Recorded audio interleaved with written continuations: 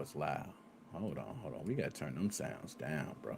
That was crazy. Let's test that again. Hold on. All right, that's a little better, man. Damn, that banged my eardrum out. Wow.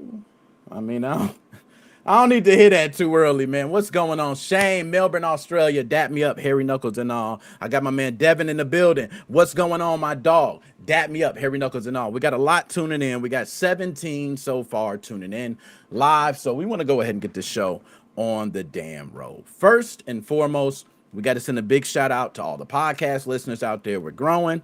Bam. Y'all know how that is. Other than that, man, let's jump straight to the show. I ain't going to waste your time. You know what I'm saying? All right, let's get to it, man. Y'all know what time it is. It's gaming gone mother loving wild. Yes, we talk about gaming crimes that happened recently. We want to make sure that gaming crimes get covered. A lot of times, video games just get skipped over when it comes to crimes. And that's what we are here for. We've been covering it for a long time. Very popular segment. And we got some great stories today. So I thank everybody for tuning in. Without further ado, let's go ahead and jump right into the first story. All right, I told y'all we ain't wasting no time with it. All right, now hopefully I got this right. You know, we're trying to do the virtual, I mean, what do you call it? The vertical and the horizontal, the lands. We trying to do something. We stepping it up. And get that Nick Moses off, man. Why you even got, don't put my name up. We know what it is. Yes, what you see right here is true. I want you to go ahead and just take a look at the pictures. I think the pictures say enough. Josh, what's going on? Dap me up, Harry Knuckles, and it's all. How you doing, sir? You are here for a wonderful show today. All right? A man in Oregon just got sentenced after police say he secretly lived under a family's townhouse for almost 3 months. You can't make this up. And this was not just somebody hiding in a corner. You can see the photos right there. This is someone who was literally living, a good living there. Now, I believe the name is Benjamin Baker.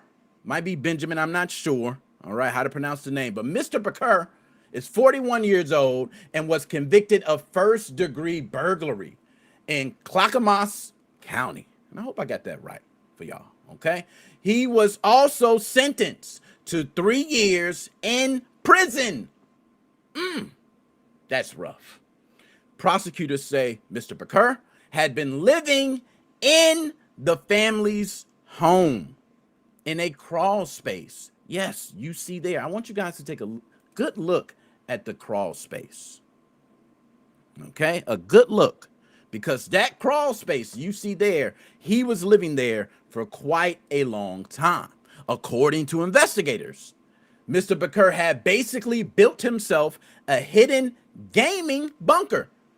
Yeah, video games. Yes. Investigators said the crawl space had string lights, cooking burners, a gaming console, couple games. He was in there. He had a full life going on inside of here. Amazing. Now, the whole thing was discovered on September 3rd in 2025 when a neighbor saw someone entering the home. All right. Investigators also found a couple other things. A sword. They found multiple knives. A pipe with residue. We're not going to say what type of residue. We're trying to keep the monetization. So, you know, the jury did not take long with this one at all. They deliberated in about 20 minutes. Very quick. And you guys know it can take a long time in court. Only took 20 minutes before finding him guilty. Now, prosecutors say Mr. Baker had been the roommate the family never knew they had for a very long time. And that is the creepiest part of the entire story, because this was not just someone trespassing. This was someone making a full living playing video games, string lights, everything inside of your home for months. We got the gentleman's face right there. We need to have him on screen.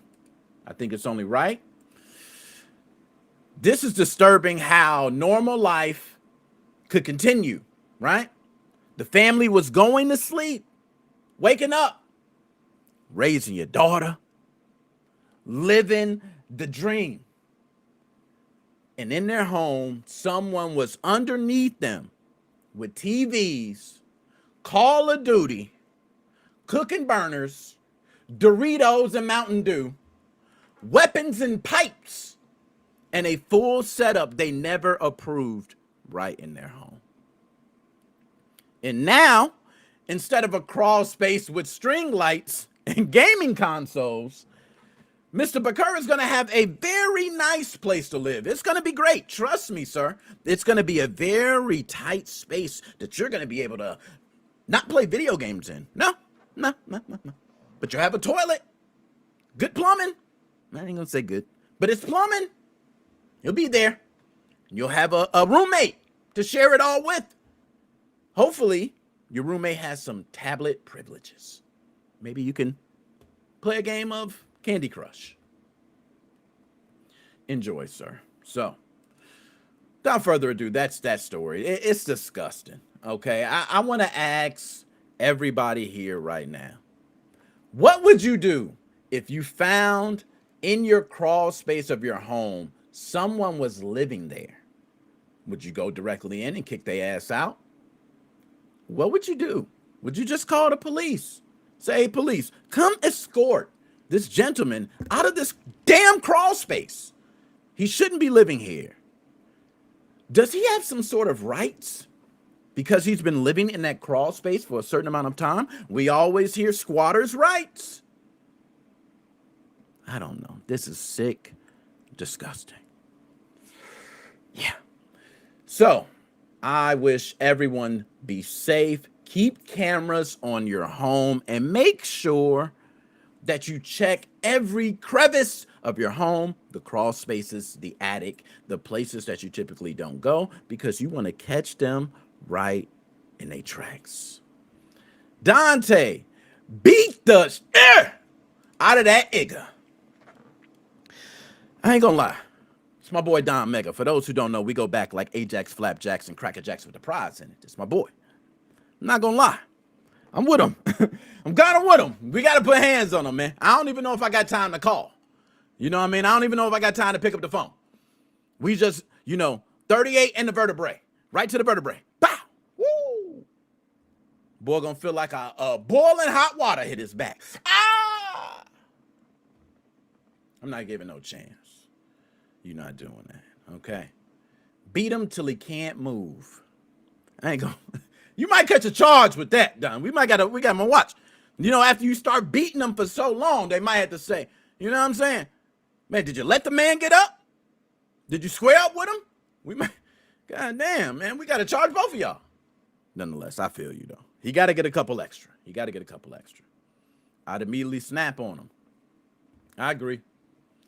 Immediately. I can't wait. I'm not waiting, bro. I'm not waiting till some damn dude in my home hear me on the phone, because he listening. He listening through the vent. He hit me on the phone like, hey, man, there's somebody in my crawl space. That fool just come up, hang up the phone. He just walk upstairs, man. That's all he got to do. He in the crawl space. He just walk out. Man, I know this month didn't call the police. Hey, man. You see me down there playing Call of Duty, man. I'm in the middle of an online match. All right, but he's right.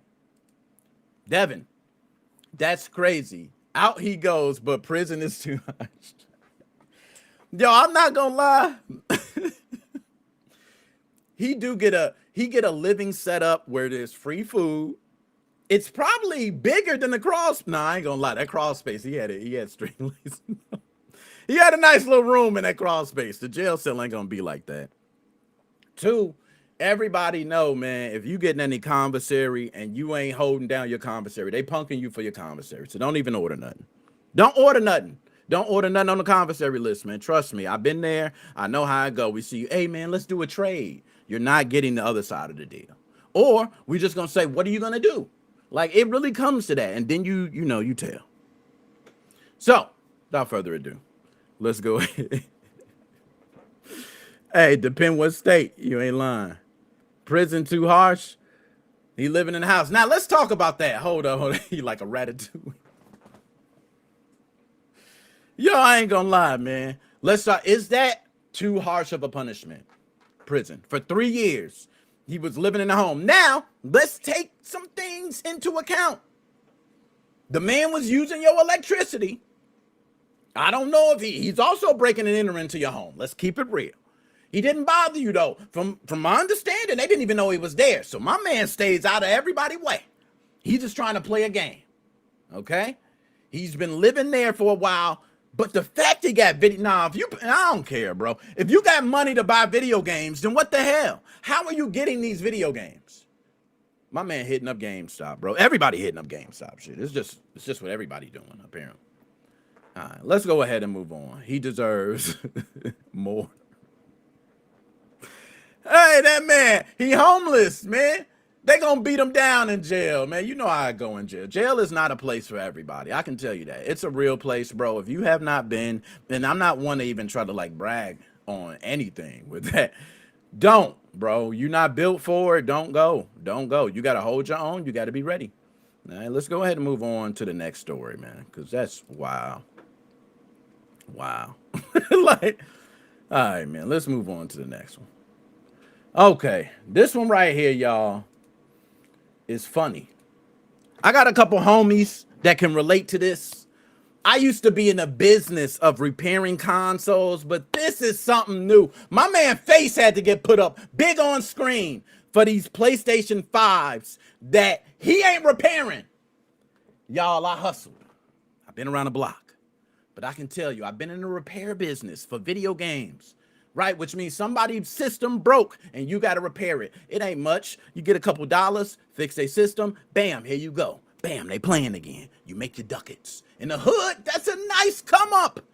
I've been in the hood, trust me. In the hood, it ain't many people who repairing PlayStation 5s. But this gentleman right here on screen is a Georgia man who was arrested after police say he accepted money to repair a PlayStation 5. But he never actually fixed it. He didn't. According to Coffee County Sheriff's Office, a woman posted on Facebook saying she needed help repairing a PS5.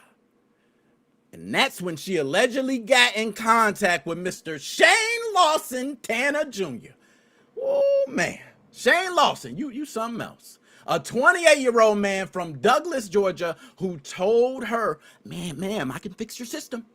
I can do it. It's probably just overheating. I can take care of that for you. Police say Tanner told her he would need her to pay $60 up front, okay, before he go ahead and fix it. The woman agreed, of course. $60? That ain't much. Imagine how much Sony gonna charge. So she met him at a Walmart, which is smart. She got some cameras, right? Handed over the PlayStation 5 and the $60. She handed it over, y'all. Now, according to the report, the repair never happened. Damn. I don't know what sound that was. I had to give it something. All right. The woman told deputies Tanner did not fix the system at all. And then when she asked, hey, I got my system back, but it's not working. It's still not working. What's happening? He stopped responding to her messages. He took that $60. She later went to the sheriff's office over this PlayStation 5. She filed a report. She said $60? She wanted to press charges on my man, Shane. So on May 14th, 2026, officers found Tanner and took him into custody. He was charged with theft by deception and booked into Coffee County Jail, but he was later released on a $1,000 property bond. Damn, put up the property. Okay. All right, quickly, got out. $1,000 bond. He could probably pay that, and it's going to be some court costs and some other things. Now,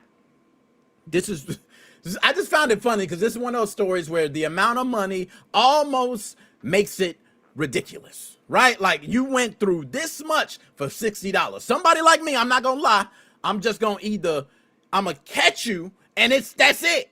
Like, I'm gonna catch you, but I ain't about to be hunting you down all day for $60. I'm not going to the sheriff's office for that $60. I'm gonna get $60 out your ass when I see you, because you owe me $60. We're gonna talk about it like real men. And if you don't want to handle it like real men, then I guess we both have to start resorting to real stupid things. That's what I'm saying. All right, but nonetheless, if you get your PlayStation 5 fixed, watch out for my man Shane, y'all. And not the Shane from Melbourne, Australia. We got him here, man. My man Shane from Melbourne, Australia. I rock with you, man. Dap me up, hairy knuckles and all. When you come to the States, man, let me know. We here. We here, man. You know I'm all over. But, not gonna lie, my man came up on $60 and then got arrested for it. And you going to county. You lucky you got out. Because I ain't gonna lie. And sometimes in county, you don't even make it past holding, bro. Like, you know what I'm saying? Like, you in holding and, hey, man, can I get out? Please, please, can you bail me out? You get out before you get back there. But nah, I know what it's like when you gotta go in. When they put the orange jumpsuit on. It ain't a pretty sight. Rizal, what's going on? Dap me up, hairy knuckles and all. Okay. In this case, the PS5 did not get fixed. That's the most important part. I said, it's ignorant. Fix the PlayStation 5, man. It probably was something simple. Didn't even take but $60. I ain't gonna lie. You need to charge a little more. All right. I'm talking about, hey, it's $125. I gotta buy the part and some more stuff. Right? We might go up. All right, my man from Indonesia. You got oh my goodness. I ain't gonna snap off. Don't snap off, nigga. You got captions, Rizal. You my dog. Dab me up, hairy knuckles and all. You my dog, man. My fault. I got problems. I ate paint chips as a kid. I did a lot of weird things. So my bad. Let's go ahead and move on to the next one. All right, here we go. I'm gonna see if it switch up. Hopefully, it switches perfectly. All right. Y'all let me know if y'all see it on screen. We good? We good. All right. Everybody said we good. And you should be able to see this whether you're watching it vertical or landscape. And if you're liking it, hit the like, share out the content. Let's go. All right. This one, you know what? And we're actually supposed to hit the live on. No, we're good. We got every platform going right now. Yo, Devin, real scum repair guys give good repair guys a bad name. Totally agree. We get guys that are like this, not this guy, but the guy before, that tear it up for everybody else who can actually fix a simple problem and charging not much for it. So, this one right here is about a 46-year-old man in Scotland who was behind bars because police found a massive amount of CSA material on devices taken from his home. Yep, y'all heard it. And we know we got to keep the monetization so we can really say what it is. But y'all need to look up CSA. I'm getting the terms good. But this guy right here on screen is Joe Fowler. He was found guilty at Inverness, and I hope I pronounced that correct, Inverness Sheriff Court, after investigators recovered more than 57,000 indecent images of CSA. Let's just say CSA. Okay, we're going to watch what we say here. This is a very delicate topic. All right, but Joe Fowler was found guilty at Inverness Sheriff Court after investigators recovered more than 57,000 indecent images of CSA and 144 videos from a laptop, a desktop computer. Hard drives were seized from his former home in Highland area. Now, the court heard that some of the material was classified in the most serious category, and prosecutors said the files involved CSA ranging from little all the way to before they get big. Okay? You hear me with this. Notice how I'm doing the wording. Okay? He may have been... Oh, yeah. Yo, y'all are so funny in the chat, bro. Dab me up, Harry Knuckles and all. My man Sean. I ain't gonna click on that, Sean. I ain't gonna click on that. We got the podcast listeners, man. I'm trying to save them a little bit. Okay. Investigators also found disturbing footage connected to a video game style file involving, I almost said it, CSA little ones. Yes, video games. My man had video game material and video games crafted and made all around CSA. Because of the nature of the content, I'm not going to describe it in detail here. Disgusting. It is so sick that you guys can take your own time to research it. I ain't even gonna recommend it, to be honest. Fowler claimed the downloads were accidental and said he deleted the files once he realized what they were. Oh, shit. My fault. Man, I've been choking a lot. Ooh. A police cybercrime expert testified that some files appear to have been downloaded over months, possibly years, and that some of the titles had been played way more than once. Accident. I accidentally played it 30 times. The same expert said he did not believe the material was downloaded accidentally, not one bit. After 3 hours of deliberation, notice this is 3 hours of deliberation for this case. In the other case, we talked about 20 minutes. But after nearly 3 hours of deliberation, the jury returned a guilty verdict, convicting Fowler of intentionally downloading the content. His defense said he continues to deny the guilt. He still continues to deny it. The sheriff made that shit clear. Okay, made it clear. Because of the number and nature of the images, there would be no alternative to a custodial sentence. Fowler remained in custody, placed on the offender's register list, and sentencing is being deferred until next month. So, this is one where disgusting things like that can easily come into video gaming, because we could have seen on Steam, this game could have been released if we see Plantation, whatever that was, being released. And how long was that going on? We seen reviews and all that. If y'all don't know what I'm talking about, y'all can go ahead and watch, because I'm not about to snap. My man had the whole slave plantation going on. That's crazy. That's crazy. So, my man Romy Rome, let's go ahead and pull it up, because I pull up any haters' comments. I think you need to look in the mirror. You a hater, and I don't even know what you're talking about. Romy Rome, dap me up, Harry Knuckles and all. That was the realest comment ever. That was so real. You know what I mean? I got to give you props. You're right. Biggest hater there is. A matter of fact, let's do it like Bret Hart. The best there is, the best there was, and the best there ever will be. How about that? Now you can't beat it. All right? Let's go ahead and move on to the next story. This guy is disgusting. I don't even want to talk about him much more. But man, when money gets involved and you start talking about these inappropriate things with CSA material, it's disgusting. It's real disgusting. Let's go ahead and move on to the next one. And everyone, I'm going to pull it up on screen now. Should show up properly. All right. Hopefully everything comes up correct. All right. There we go. We rocking and rolling. We rocking and rolling. Now, hopefully this goes everything smooth. Houston police. Let me shout out Houston police, man. Big shout out to Houston police. Dap me up, Harry Knuckles and all. I ain't been out in Houston, y'all, but y'all tell me it is so beautiful. And Houston police do not bullshit at all. I've heard that multiple times. Houston police say an undercover investigation into illegal gambling led to a SWAT raid at Southwest Houston Social Club.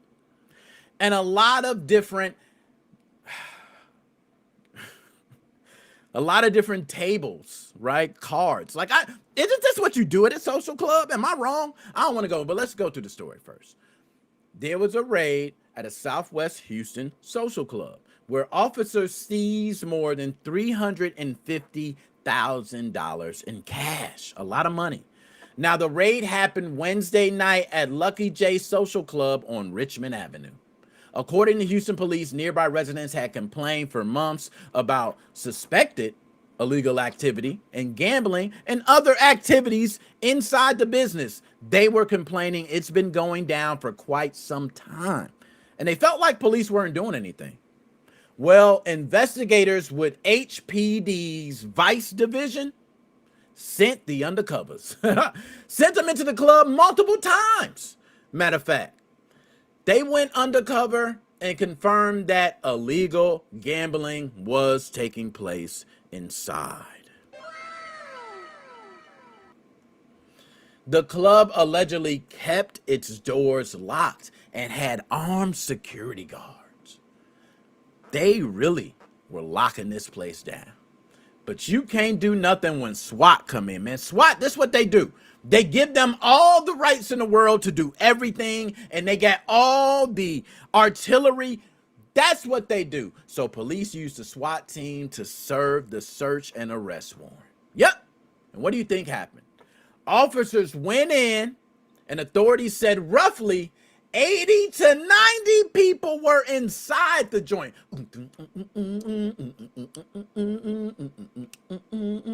Getting it on. So, of course, police served that warrant without incident. Okay? SWAT team don't play. You know how many SWAT team things get resolved easily? There were no injuries reported at all. Investigators said this was not your normal slot machine gaming setup. Because, you know, usually it's just ching, ching, ching. You know, they're not supposed to be doing it. But it was a lot more.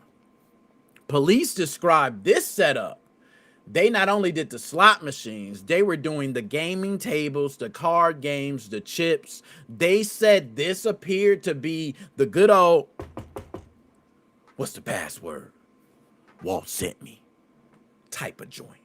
You know what I'm saying? They saying it's them type of joints where you get the password, they lock you in, lock the door, and you like, you know, you playing and that's it. Yes, it appeared to be even a cashier's booth where they exchange money. Yes, so HPD had to arrest 3 damn people, okay, on gambling promotion charges. That don't sound like enough. Sound like these guys gonna get off. If you ask me, I'm gonna be honest. That's it. Do we got something else? We got no. I mean, officers seized $351,000 in cash. That's a lot of money. I'm not gonna cap. And other evidence was tied to the gambling investigation. Man. So, police also issued citations. Ooh. Okay. They were issued for the building, fire code, health violations. Oh my God, I'm going to fine you to death. That's crazy. But this is what happened. So, a lot of people are on the fence, and I want to ask, how do y'all feel about mom and pop shops having these gaming machines where in states it's illegal to even play them or have them in some of these establishments, but companies use them, or businesses use them, I should say, to keep extra revenue to the business? Imagine if food is going slow, or if electricity skyrockets and now they have to pay more. That could cover those extra costs, but states say it is illegal, and also it is a target by burglars, because we see in a lot of communities they're targeting these machines. So how do y'all feel about that? All right. Joe, going on. Yo, Joe, what's going up, man? Yo, Joe. And Joe, I gotta holler at you, man. We gotta talk about tips at the restaurant, man. I gotta ask you. We gotta have that deep convo, man. All right, about tips at the restaurant. I know people pissed. They tired of tipping, Joe, and you a restaurant owner. You somebody who like them tips, Joe. Okay? You come on. Matter of fact, let me know when you finish, whenever you come on. You know what I mean? Just come on. We'll talk about it real quick. You know what I mean? It's something we can cover real quick. Just before I even, just let folks know. We had to talk. I'll be wondering about tipping too. Like how you feel personally about it. You know what I mean? Like, I don't know. That's just my bad. Let me go ahead and put the link. That's my fault. Link in the chat, man. All right, there we go. Link in the chat. That's my fault. Let's go ahead, man, and Yeah, there you go. There you go. I got the link there, man. Anytime you ready, Joe. You pop in, man. We're just gonna go ahead and jump to it. Cause I'm gonna be honest, the tipping culture, man, there's people frustrated, but you as a restaurant owner, you like, man, I need my tip. Right? I would feel like, hey, man, I served the table. It's 10 people. Y'all can't leave me no $2 tip. No. Right? You a person that might just put, hey, let me hit the gratuity on the bill. Bow. Oh man, it already comes. Right? I don't know. So, thank you, Joe. Thank you. Whenever you come on, man, let me know. We'll jump to it. All right, there you go, Joe. You. All right, Joe, man. Thank you, man. I'm gonna go ahead and take this video off, man. I just want. What's going on? Can you hear me? Yo, I can hear you good, man. What's going on, Joe, man? Good. It's nice to see you again. I'm so sorry I missed many shows. It's been crazy with work. Yo, it don't matter, man. We always here for you, man. That's how it is. It's like just like television. You know, you be like, man, I ain't see 3 seasons. But you come back, the 4th season's still there, man. You can catch up. You know Still what I mean? on fire. You know, congratulations on your 4,000 subscribers. You just hit 4,000. Yo, I did. Oh, snap. Yo, big celebrate. Woo! Yo, I'm right behind you. I'm at 3,500. Yeah, you gonna be there in no time, man. You know how I go. Before you, next thing you know, you turn around, it go up. You know what I mean? So, Joe, I gotta ask for everybody. Now, you are a restaurant owner, for those who do not know. Yes. All right, that's correct. All right, there we go. So, Dante's Italian Bistro got some delicious food, man. I can tell everybody here personally. Okay, that come from the heart. So, Joe, let me ask you first. How do you feel about tipping culture overall as a whole? Because there's some people that feel tipping fatigue, and they come to places like yours and say, man, I don't even want to tip. Yep. You know what I mean? How do you feel about it, man? Well, here's the deal. Without being an asshole, if you can't afford to tip, get your food to go. It's been getting so bad with people making gigantic messes and having to babysit people. I automatically charge a $3 gratuity fee without telling them. Because I had a 3-top come in last week. They got sauce on the walls. They got sauce on the tablecloth. They were blowing their nose and leaving the napkins behind. Dude, it's just like, you wouldn't eat this way at like your grandma's house or a relative's house. People are fucking slobs. Some people aren't, but most people are. Damn. So when that happens, Joe, let's just say someone throws slop on the wall. They do all this. You, as someone that served them at the table, is there some expectation that the people that have children that, let's say they got 2 children, 3 children, should come with the expectation of a tip, being that they have younger ones that might cause more, dirt or things. Is there an expectation for a tip that you see when you have like children or other people because of messes like that? 110% I would expect it, because here's the deal. A lot of people don't realize this. We were talking about this a long time ago, about 2 or 3 years ago with the GameStop incident. When the parents bring their kids in, oh, you're the babysitter. Same thing in the restaurant. They run all over the place and do this. Definitely you need to tip your servers, because a lot of servers live and rely on the tips. When I was paying servers at one time, I was paying them $10 an hour clear in cash. Most places only pay $3 an hour clear in cash, which is totally fucked up. Pay your servers $10 an hour or more. But it's just like, if you can't afford to tip, then just get your food for takeout. I have people tip me for takeout, I talk to about 95% of the guests, and my dad talks to the rest of them. But the whole dine-in has gone to shit. People don't want to come out anymore. Not just in my restaurant, but like during the whole strip, people can't afford it. It's not their fault. It's the economy. It's very bad right now. The economy. Now you gave me so much, man. I'm gonna unpack it. Now, you talked about tipping for takeout. Right, that's a big talking point that a lot of people have, and there are people that feel as though tipping for takeout is a no. We got people out there to be like, bonus round. I never expect tips for takeout, but here's the deal. I'm not lying to you. I will get higher tips for takeout than dine-in, because this is the restaurant industry has changed. The people that can't afford to buy food are spending a lot of money in takeout. The people that can't afford a lot of money are dining in. The people that can afford a lot of money to feed a big family or have a big event, they'll be putting these massive, big ass takeout orders in and leaving nice amount of tips. Okay. It changed. It went in the opposite direction. Now, as far as the tips with takeout, you're not you wouldn't be the only one, right? You have all the big chains, McDonald's, Pizza Hut, it don't matter where you go. Every single place is asking for a tip up front. So let me ask you a question that's a little still on that.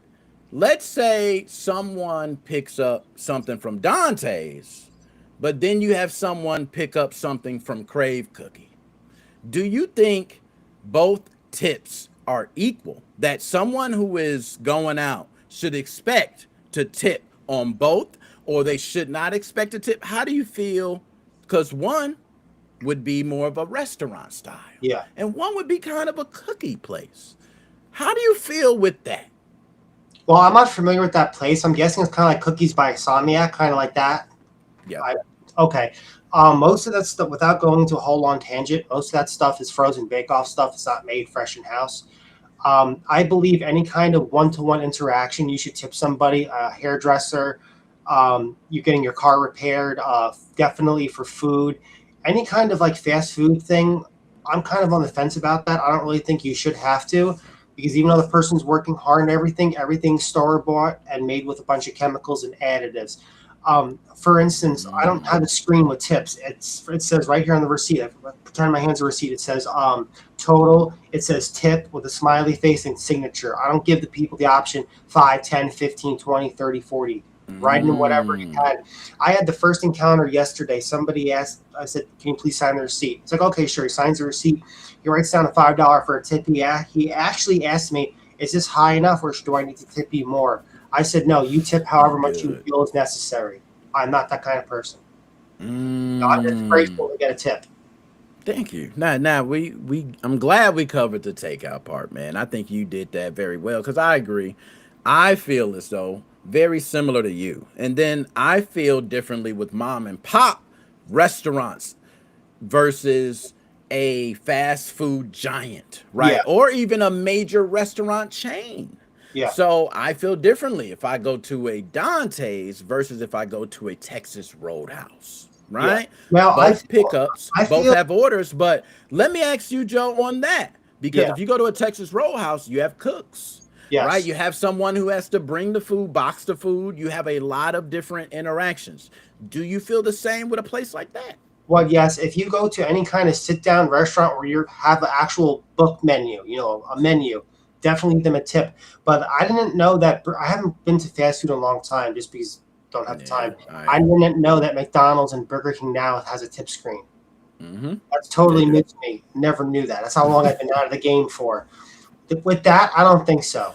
I absolutely don't think so, because that's all chemical processed food. I'm not a food like allergy nut or anything, but you're eating, it's not even real food. Everything's processed and there's chemicals and shit in it. It's not even real food. If you're going to sit down in a menu, if you have sit down at a restaurant and you have a menu, Applebee's or Steakhouse, that's kind of like real food, but not really. It's still modified bullshit. Definitely give them a tip, because those servers are getting paid shit and they're busting their ass. Okay. Big ass chains that people don't care. I've noticed the customers are more shitty and shittier during the days. Definitely tip your servers, 100%. So now I want to speak just shortly about the economy, because that was the next part you talked about how the economy is today. We already know inflation is through the damn roof with everything. Everything's up. It don't matter what it is. It's up. So how has inflation what has it done to your business? Right? Because there's a lot of restaurant owners out there who are going through it. There are some who maybe like, hey, things changed, but I made it through it. Like, what have you noticed, and what has it done to Dante's? It's extremely bad. A lot of the ingredients went up. I'll give you an example. 6 months ago, I'm not lying to you, a case of fresh tomatoes that you put on a sandwich. I'm making this simple so people who don't understand the business understand. Fresh Cajun tomatoes, about 20 pounds of fresh tomatoes, was $17. 1 month ago, they went to $80. Now they jumped back to 50 to 40. Now they're $28 a case. The tariffs are horrible. Nothing's made in the United States. I don't care. I will fight you tooth and nail. Everything's made overseas. I'm going to give you an example. Cocoa is extremely expensive for baking. Chocolate's very expensive. It's made with cocoa. Coffee's very expensive. Everything's made overseas. We don't have the technology to make the stuff here. I don't care what anybody says. Everything has gone up. I'm very behind in my rent for the restaurant. My landlord's been very nice to me. The customers are fucking broke.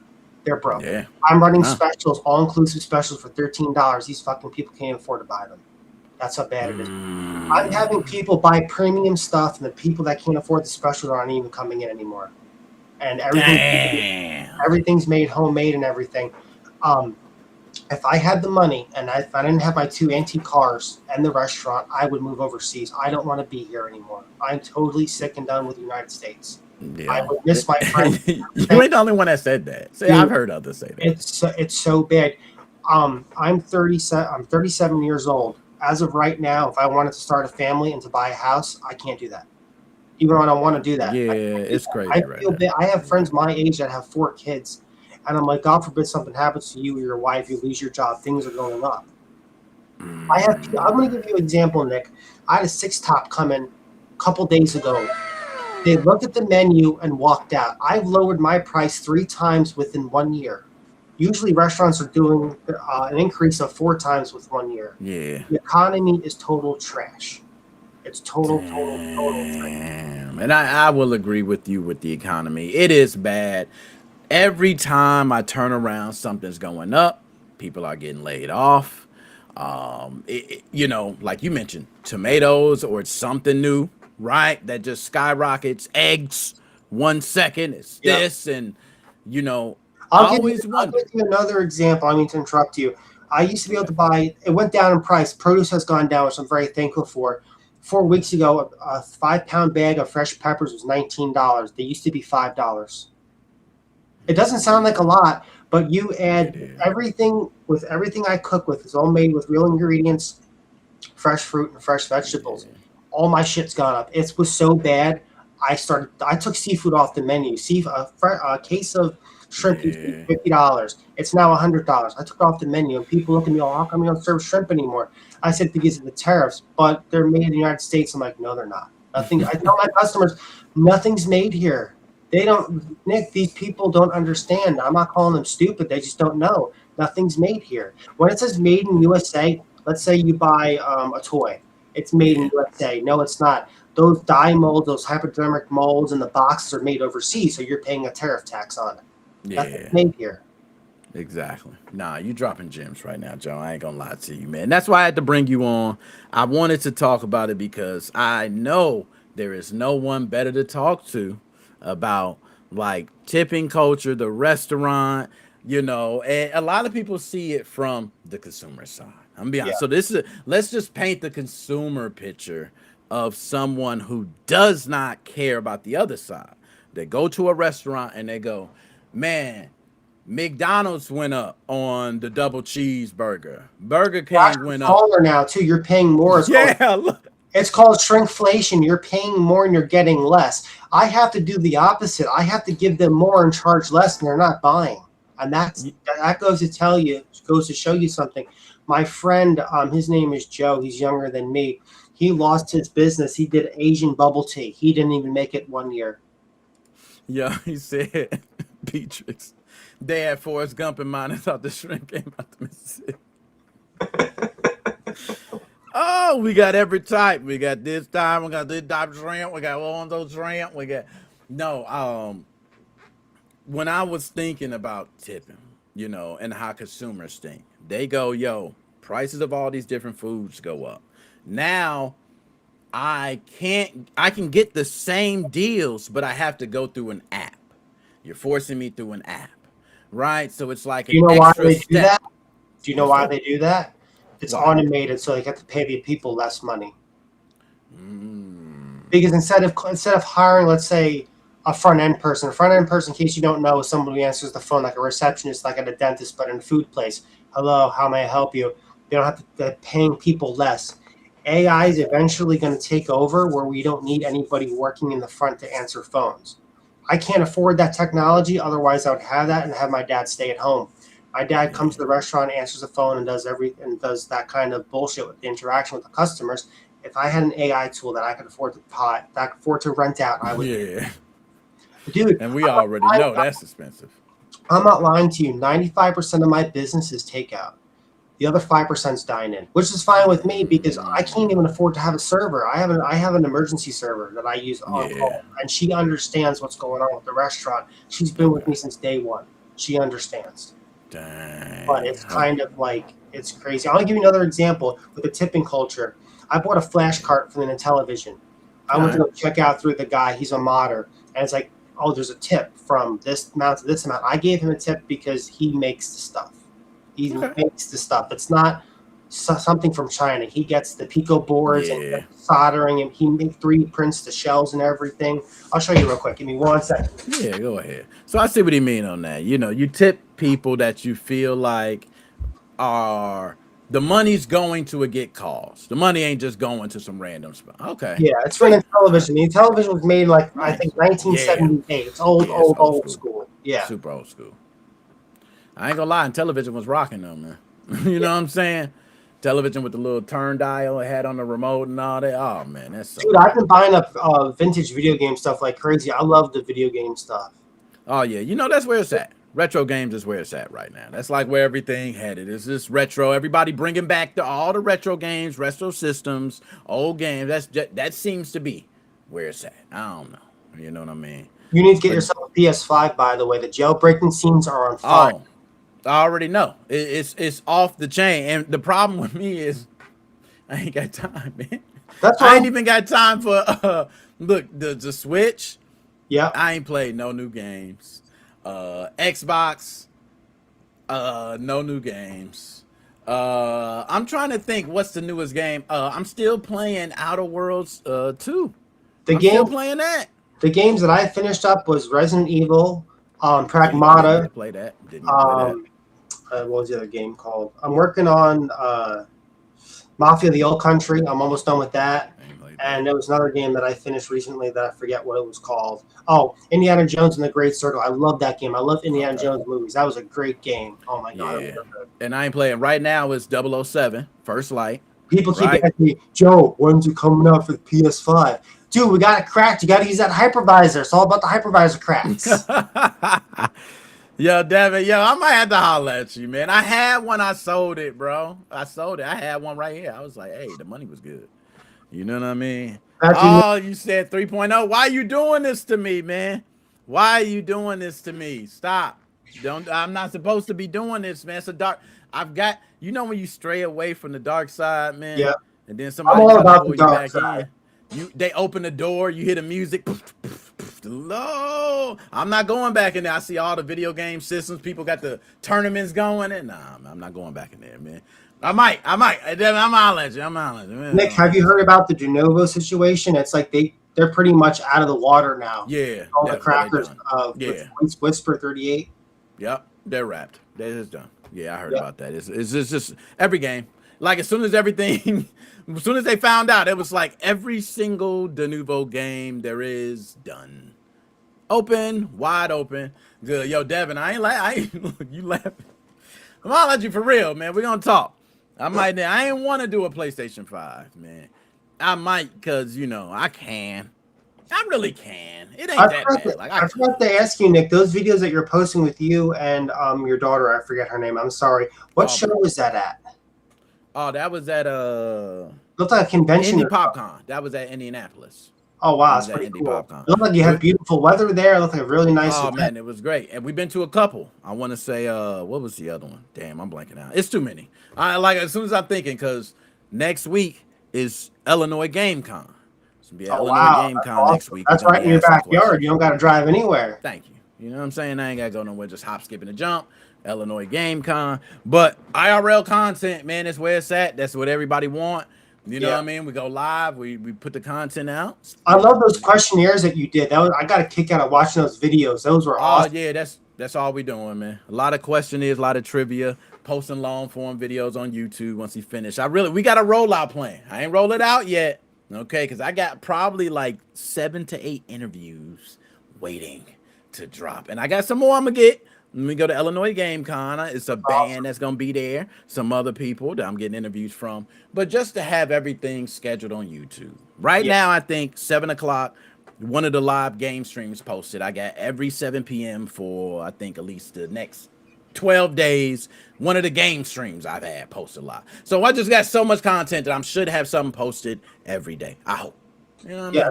It's a lot making the content. People don't understand that when you have a YouTube channel. I just do the hacking and modding as a hobby, and it's a lot of stuff to do. It doesn't matter if you're doing conversation stuff or you got to edit videos, go through the whole nonsense. Hell yeah. It's a lot of stuff. Those were a lot of fun. Yo, I ain't gonna lie. That's where we at. And I'm gonna tell you how good it was. It was so good. We had people there at Illinois Game Con said come do it. You know what I mean? It wasn't like we just said come do it. They was like, hey man, we would love come do that, right? Hey, no problem. We'll come there and do that, you know, come through. So yeah, we're gonna be doing a lot of that. Nonetheless, Joe, I'm gonna just go on here, man. We're gonna continue on with the show. I just want to bring you on for that piece, get your word. I know everybody gonna love that. I'm gonna clip that up, man. We need everybody to really hear about the culture. And I think people are gonna feel you with the way cost of living is, going out to eat. Even if you go to the grocery store now, you're getting taxed. You know what I mean? You can't dodge it. Yeah. Man, Dollar Tree went up. You know what I mean? Dollar Tree. It's sometimes cheaper for me to buy ingredients at a supermarket than to buy at wholesale. I'm not lying to you. I believe it. How messed up is that? I've seen that a couple times, man. I've seen that a couple times too. So you're not alone on that one. Sick right now. But hopefully it get better. If I don't come back on, like and subscribe to NickMoses05 on the Facebook and the YouTube. My dog, man, you know, if you there, man, I got you at the end. I'm going to do the choose your fate. You know how we do. We do all the choose your fate. Yeah. Holla back, man. Yeah, that's my dog. You know what I'm saying? Fox Den Joe, go holla at him. You know what I mean? Fox Den. Yeah, there you go. You got the tutorials up. You know, you can go check your video game. I might got some PlayStation needs you want to check out. You know what I mean? I'm trying to get away from the dark side, man. They're trying to pull me back in. Y'all seen it firsthand, live. They try to pull me back in the dark side. I don't want to. Devin, why you doing it, man? I don't go to the I stayed away from the dark side long enough. I've been good. Man, you know what I'm saying? They gave me a pat on the shoulder, man. Good job. Nonetheless, let's go ahead and move on to the next topic. And I'm going to go ahead and put the ticker up for this one. Hopefully, I got the ticker correct. Let's see. Okay. There we go. There we go. All right. So, y'all see it there. Y'all know what's going on. And everybody who loves games probably mad at this one. I know I love the Stop Killing Games movement. I know I love that. Okay. And Destiny 2 is the next up. Now, at least with Destiny 2, there is a good ending. But I want to go ahead and let everybody know the whole shebang with this. There's a lot more to unpack. All right. Destiny 2 is reaching the end of active development. That was, I don't know why the Wolfpack came. Maybe we can get a better sound. Okay, let's try something else. All right, well, I give up. I just give up. I don't know what the hell I got. Bungie announced that Destiny 2 Monument of Triumph coming June 9th, 2026 will be the game's final live service content update. It's a fact. It's a fact. The game is not shutting down, though. I don't want y'all to stop. Oh, no, what's happening? It's not shutting down. Destiny 2 will remain playable similar to the original Destiny. Everybody remember the original Destiny. So it's going to remain in, I guess, like a maintenance mode. So it's going to be active. You know, content development is coming to an end, though. And that's after almost 9 damn years. We got to give it up for him, man. Do we got anything? Damn, we got to get something. There we go. Booker T. Give him a can you dig it. 9 years, man. I ain't gonna lie. Destiny 2 had a good run. Great game if you haven't played. I'm just gonna give a shout out to all those who played Destiny 2, man. And, you know, put away your Halo for a bit. And went ahead and say, hey, I'm gonna get into Destiny 2. I feel you. But for Destiny players, this is the end of a real era, y'all. Like, this era of Destiny is over. This was not just a shooter people played for a weekend, y'all. This is one people thumped thousands. They thumped it. They ain't dump it. They thumped it. But people dumped thousands of dollars into Destiny. Destiny 2 became a routine for a lot of people. Raids, different guns, seasonal events, expansions, exotic weapons, meeting with your friends, armor grinding, PvP, the late night missions, years of memories, man. I could tell you, I'm one that know about Destiny 2. I wasn't in like everybody else, but I was in. Okay, I was in. So when Bungie says the game is moving into its final service update, hit different. Hit, y'all. Hit different for the people that treated Destiny like life. Hell no, but yo, it hit a little different, man. Destiny 2 is ending. It's a sad ending. I'm sure a lot of people wanted Destiny 2 to continue to go on, or maybe just Destiny 3 to be right there. But no, it's not happening. So the bigger problem with modern gaming today is why we come back to this same talk every time. What do we actually do when we pay for digital games, bro? Destiny 2 still going to be playable. So this ain't the same thing like we dealt with in all the other ones. This is not a full shutdown. Thank the Lord. This is not the crew situation. Thank you, Lord. But Destiny has already had years of paid content. It's all going to be vaulted, changed, removed, unplayable. What? It's unavailable. That's where me as a player would be frustrated as hell, because when you spend money on expansions, seasons, cosmetics, content, all types of things, the company still controls the long term. That's why I believe this still connects directly to the Stop Killing Games movement. The movement took off, for those who do not know, after Ubisoft shut down The Crew. Now, The Crew was one of those games that required you to have an online connection even to play the damn thing. So it became unplayable once the servers turned off. That's crazy. The argument that they have is that it costs a lot to run these servers. I say the argument is not that companies should update games forever. I don't think they should update games forever. That is not realistic at all. I don't think so. I don't expect the company to be, Sonny, let's log into my account back when I was 6, and I'm going to show you all my achievements. I don't expect that. But the argument is, when a company sells you a damn game, there should be some kind of end-of-life plan going into it so the game does not disappear when the publisher is done with it. Period. Point blank.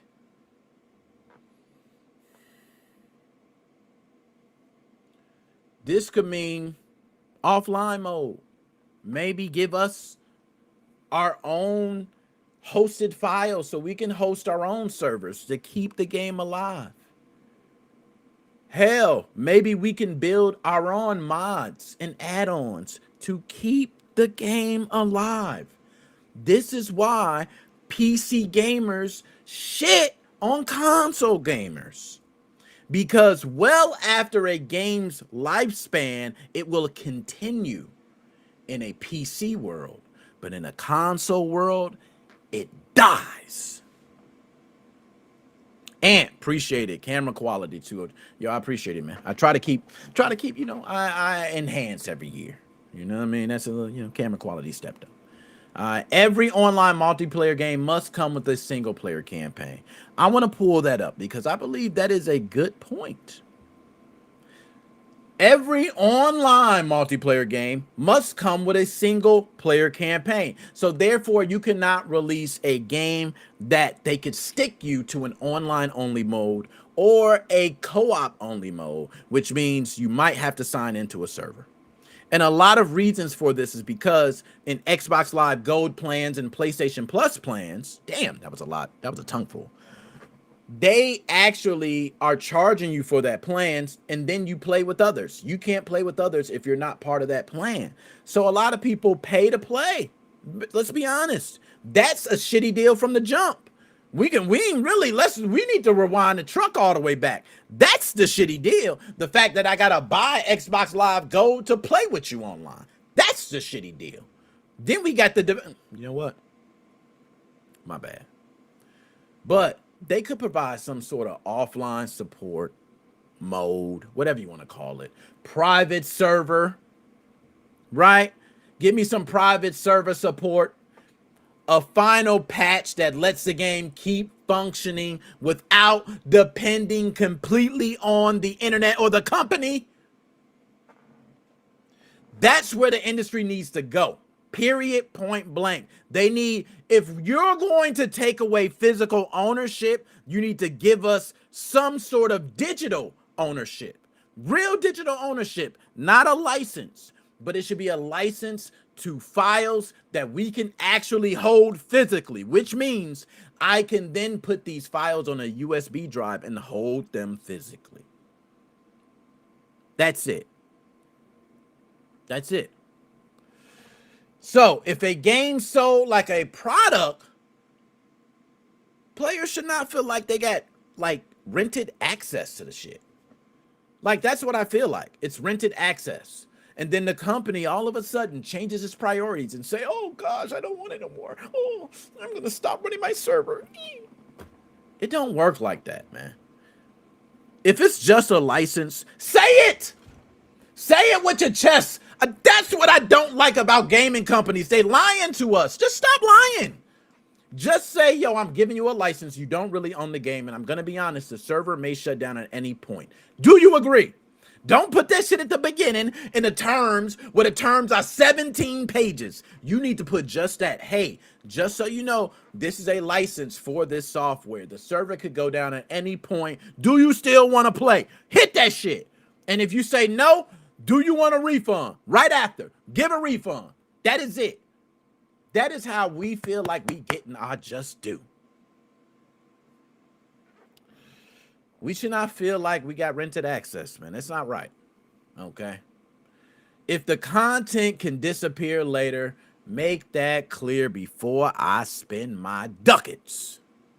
Because it'll be crazy if I went up to Popeyes for a 6-piece and I get it and they tell me one of the chicken wings disappeared. Hell no. The chicken wing, no, we not going for the chicken wing. You know, it just disappeared. We ran out of chicken. Nope. You got to replace something for that wing. And Popeyes might give me a tender. What are you going to do? So, the business side matters too. I'm not going to cap. All right. And my man D, what's going on from Russia? Oh, man. We go back like Ajax, Flapjacks, Crackerjacks with the prize in it, man. What's going on with you, man? We got Melbourne, Australia, Russia, Indonesia. We got a lot of different countries tuning in, and we got a lot tuning in from multiple platforms. Thank y'all. Share out the content. Hit the like. Let's go. Sony bought Bungie for $3.6 billion in 2022, bro. $3.6 billion in 2022. And since then, Bungie has had layoffs. Bungie has not been doing the numbers y'all think. Destiny 2 has not been rocking out like they should have. Destiny 2 has underperformed, to be honest, compared to expectations. They took multiple losses. Sony has taken impairment losses. A lot of people don't know about that. Okay? They're shifting their focus to Marathon. That's where it's going. Forget Destiny 3, Marathon. That's what they're focusing. That's where they need to go. I think it's probably just put all your eggs in the basket That's where gaming has gone right now. AAA companies must have these huge gaming budgets or they will not survive, apparently. So from a business standpoint, that is what happens when the numbers do not match the investment, because you got way too much money coming in and then you ain't making the money and now you got to pay people. The company pivots. From a player standpoint, it feels like the game helped build you up to move you to the side, to tear you down and let you know you ain't really in control. That's what I don't like about this whole situation. Now, before I move on to the next subject, one thing I wanted to state, because this is a win for us, especially here in the States. When I looked at the Stop Killing Games movement, I look for the movement in all the others in the U.S. And Colorado has been in the mix lately because Governor Jared Polis vetoed a bill that was very important to gaming, and a lot of people don't know about it. So Jared, shout out to you, man. Jared also plays games, by the way. But Governor Jared, shout out to Jared, man. He vetoed a bill that would have added a 5% fee to online video game purchases, including in-game purchases, character costumes, upgrades, storyline content, you name it. In Colorado, there would have been a 5% tax. And guess what they said it's for? It's supposed to help fund youth mental health programs. I'm going to be honest, I'm all for youth mental health programs. But there is money that should be funded and already set to the side for these programs. We should not be taking extra money from consumers, because that's all it does, is we have to pay more to fund a youth mental health program. And what if my kid is not addicted to video games? Not fair. But I understand trying to help for a bigger cause, but I don't think the 5%. I think it's just highway robbery, and I don't think you're going to use all the money anyway, like for any youth mental programs. I think you're going to probably get a new carpet or something. That's me personally. That's just how I feel. Okay? But Jared pushed back on this bill. He said that storyline content, all the cosmetics, upgrades, all that is artistic expression. That matters. Gamers complain about microtransactions already all the time. Sometimes it's right, sometimes it's not. I'm going to be honest. Sometimes it's absolute abuse. Battle Pass, I'm looking at you. But there is a difference between criticizing bad monetization and letting the government treat video game content like an extra form of revenue. We're not doing that. And Jared understood the assignment. Let's give Jared a big whatever sound we got. Can you dig it, sucker? I can dig it. Let's go ahead and move on to our next one. All right, and hopefully we got this correct. Trying to get everything, we're professional. Bam, y'all know what time it is, man. Y'all know me. I'm going to go through this real quick because I ain't going to bore y'all to death. I ain't going to bore y'all to death with this one, but let's change this caption real quick. For those who do not know, I'm going to take my sip first before I just celebrate.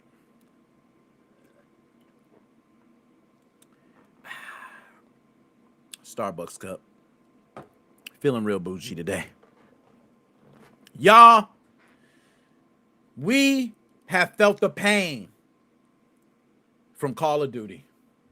As a Call of Duty representative for a long time, we were stomping out every first-person shooter that came along. I don't care what you're saying. But our last franchise needs to be forgotten.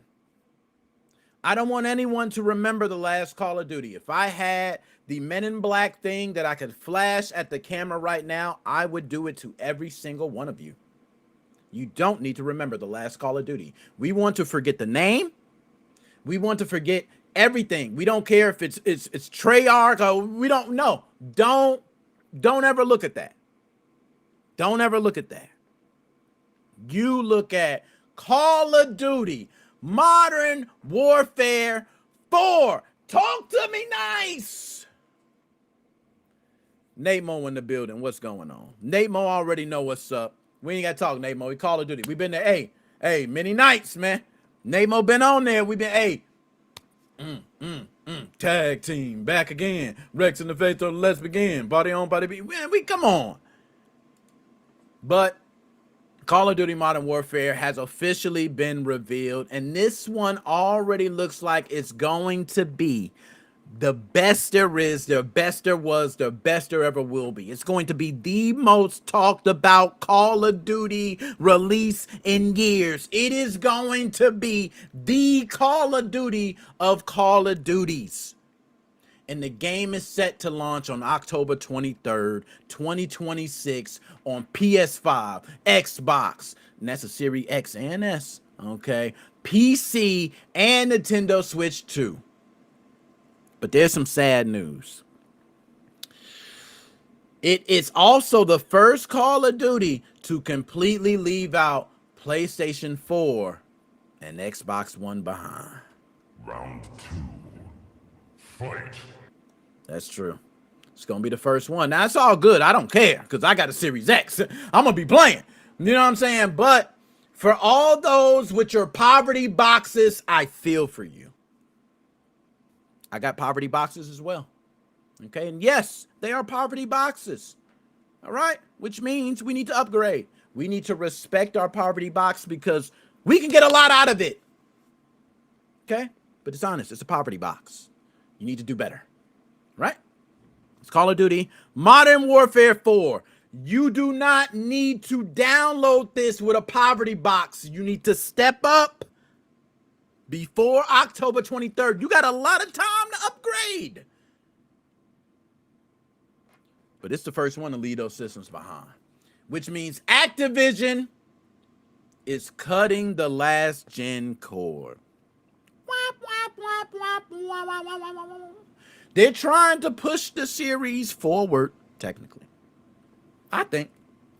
That's just me. But the biggest conversation right now is not just the graphics. It's not just the platforms. It is the campaign setting. If you have not watched the trailer, take your ass after the show and watch the trailer. Modern Warfare 4 is taking the series into a fictional conflict on the Korean Peninsula. And it has North Korea launching an invasion on South Korea, sparking a larger global crisis. Does this seem real? Does this seem like this is really happening? Are we making games based on real things? Okay. The story follows some new characters, including South Korean and American Marines. All right? Oh, I believe they're South Korean conscripts. Is that how you pronounce it? I think they're conscripts. I'm not too into the military terms, okay? I'm just good with the Glocks. All right? But South Korean conscripts and American Marines. It's also going to be continuing Captain Price's storyline after the events of Modern Warfare 3. Y'all, it's over, man. This is the best Call of Duty. Why am I still telling y'all, get your... You know what? I ain't going to say nothing. I'm going to just tell you, watch the trailer after this. So, and I'm going to be honest. On paper, this sounds like classic Call of Duty, right? Classic. I know. All y'all that ain't the Call of Duty fanboys like me, I'm a person that respects Call of Duty to the fullest because I know what this game series really is. Big global conflict, ooh, real world tension, oh, cinematics, oh. But I will say this is also where the controversy really starts. The real Korean War never officially ended. Why are you playing with real war?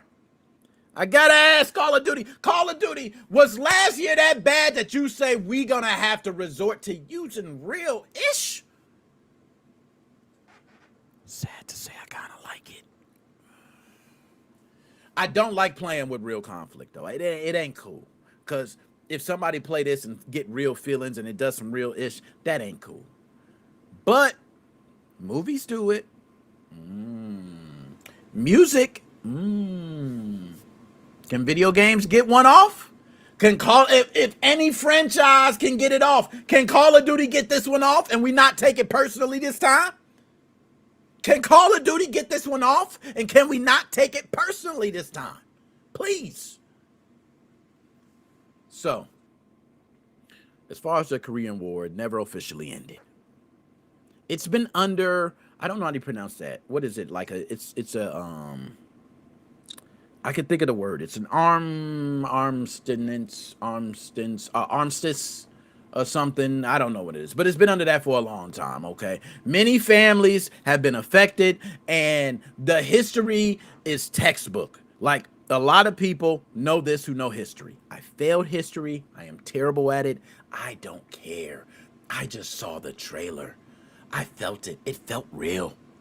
I've been waiting for the real. Do you know how fake that last Call of Duty felt? We don't speak the name. Don't speak the name. Nobody here even needs to speak the name in the chat. I forbid the name. That Call of Duty was so terrible, we will forget it.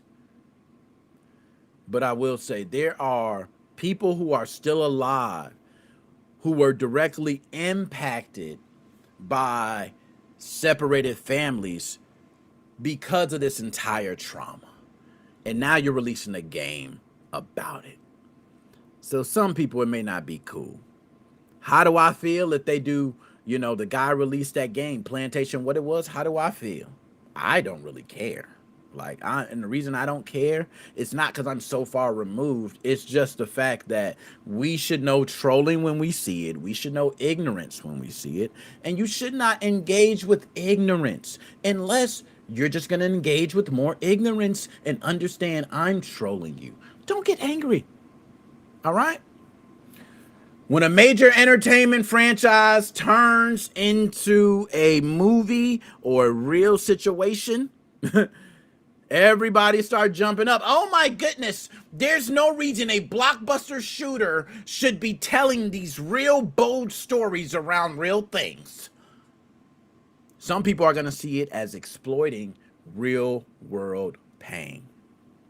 I'm going to be honest. It is. It is. The same way many movies lean on it, the same way there's music that leans on it. How many rap albums have I heard where it's leaning on killing? It's leaning on it. And we let it fly. It's #1 on the charts. So, can Call of Duty get one off, y'all? Please. Get one off. Now, what else? There was some other information I wanted to talk about as far as Call of Duty. Okay, there we go. I found it here. Infinity Ward's defense is basically that real-world locations and modern conflict have always been a part of modern warfare. They said, what the hell are y'all? What the hell are you getting mad over? We've been doing this shit. Like, I can't even believe y'all got your panties in a bunch. We've been doing this from day one. Shut up. That's what they said. I found that hilarious. One big thing I did not mention. Multiplayer. Infinity Ward is going to make a big change to gunplay. Who loves gunplay in first-person shooters? I know I do. One thing they hate about console players is the aiming. They feel like, man, it's like you got auto aim. Well, guess what? Modern Warfare 4 is removing hipfire weapon bloom.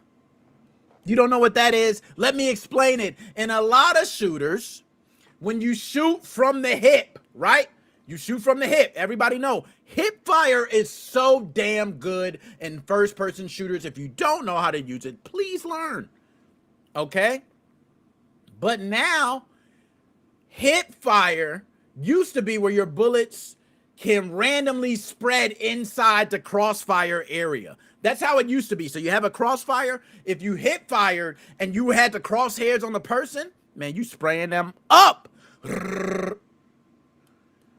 But the randomness is supposed to simulate inaccuracy for, the spraying in a first-person shooter. In Modern Warfare 4, that changes. If you ain't got real shooting skills, you better step up. Because the game tracks the actual muzzle of the gun. So when you pull the trigger, the bullet goes where the barrel is pointing. So that works even if you're doing anything, even if you're running, sliding. Might sound small, but for competitive players, that is going to be a big deal. Less randomness, RNG. Competitive players hate RNG. We want more accountability. We want to know that you really did it. If you hit the shot, you hit the shot. That's all it is. If you miss, you miss. That's it. Skilled players are probably going to love it because it rewards aim, tracking, good movement, hand and eye coordination. But casuals, they gonna see it differently because close range fights are gonna be real lethal now. You're gonna miss your shots, but somebody who can aim, block out. So somebody can't just slide around a corner blazing from the hip no more. It don't work. Because you're going to slide around that corner and you're going to go boom. And your gun's going to be pointing up here. And it's going to shoot straight up. As it should. So all the sweaty players that slide around corners trying to beam people, it is a wrap for you. It is over. You are not doing that hip fire garbage. You're going to actually have to stop, aim, shoot. Who knows what kind of perks they're going to have, y'all. We got to look out for the perks. Another thing, this is the last thing before I move on, because Call of Duty I love so much, but I ain't going to keep going on. There's DMZ, y'all. Everybody know Zombies has always been a thing of Call of Duty, but that last Call of Duty, even though Zombies was good, we're not going to talk about the name. But this, Modern Warfare 4, there is DMZ.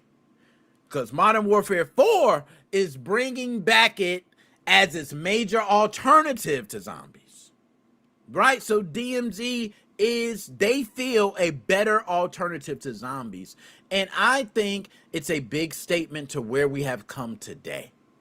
Because Call of Duty has had Zombies as one of its most popular, side missions ever. But now Infinity Ward is taking a step back, looking into the atmosphere and seeing that extraction shooters is where it's at. So Activision is still chasing a sandbox survival like loop where you drop in, loot, and complete objectives. Nah, Infinity Ward, they know where it's at, man. We want to lean back to extraction shooters. It's what's hot right now. I'm not going to lie. They did right. Because people do like extraction shooters. It is very popular right now. And I can see this mode being popular. Now, whether it will be popular in the future, they do not care. Because they are trying to come now. Pause. So, I'm going to ask everybody out there. How do you feel about Call of Duty?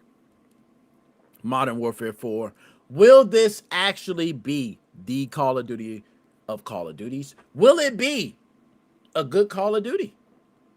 Will it be better than a lot of the first-person shooters we've seen out there? Because I can tell you, this year alone, do you want to know the first-person shooters that I have played that have smoked Call of Duty? I can tell you, Ready or Not, Body Cam. And a lot of people don't know about Body Cam. I'm going to say it again, Body Cam. Look it up. If you have not played it, it is the most realistic shooter I have ever played in my life. And I'm not talking about realistic just on, oh my goodness, the people, the AI acted so real. And no, I'm talking about realistic that when you look at it, you cannot tell me the difference if that was a real person or if that was a video game. It's amazing. So, how do you feel about Call of Duty Modern Warfare 4? Would you like to see it? Yes or no? Now, we're going to go ahead and move on to the next one. Bam! Y'all know what time it is, man. It's always the time for the one, man. This is Dude, I Got The Munchies. Yes, if you like your left-hand cigarettes, if you got a Fat Boy snack pack, if you like to go out at 2 a.m., because, yo, I'm hungry, man. Everything closed. This is the spot for you. We talk about some of the greatest, latest foods that are hitting to your area. And you are going to love this. So please, let's jump right into it. And I'm going to pull up the chat again. I don't want to miss y'all. But I want to pull up some things before I go into it. Devin, it should come out standalone, not in a zone where all the COD are. Okay. Petrix, this is another one. As far as Call of Duty, could be a great game. I like the innovation you described, the re-hip firing, but trailers can be very deceiving, misleading. I hope it go good as expected. He is absolutely correct. Trailers have been so misleading, so much so that some video game companies have been sued because the trailer did not look. And I want to say that was Watch Dogs 2. That actually used footage that was not ever in the game and did not look nothing like it. I may be some misinformation there, but I think I'm correct.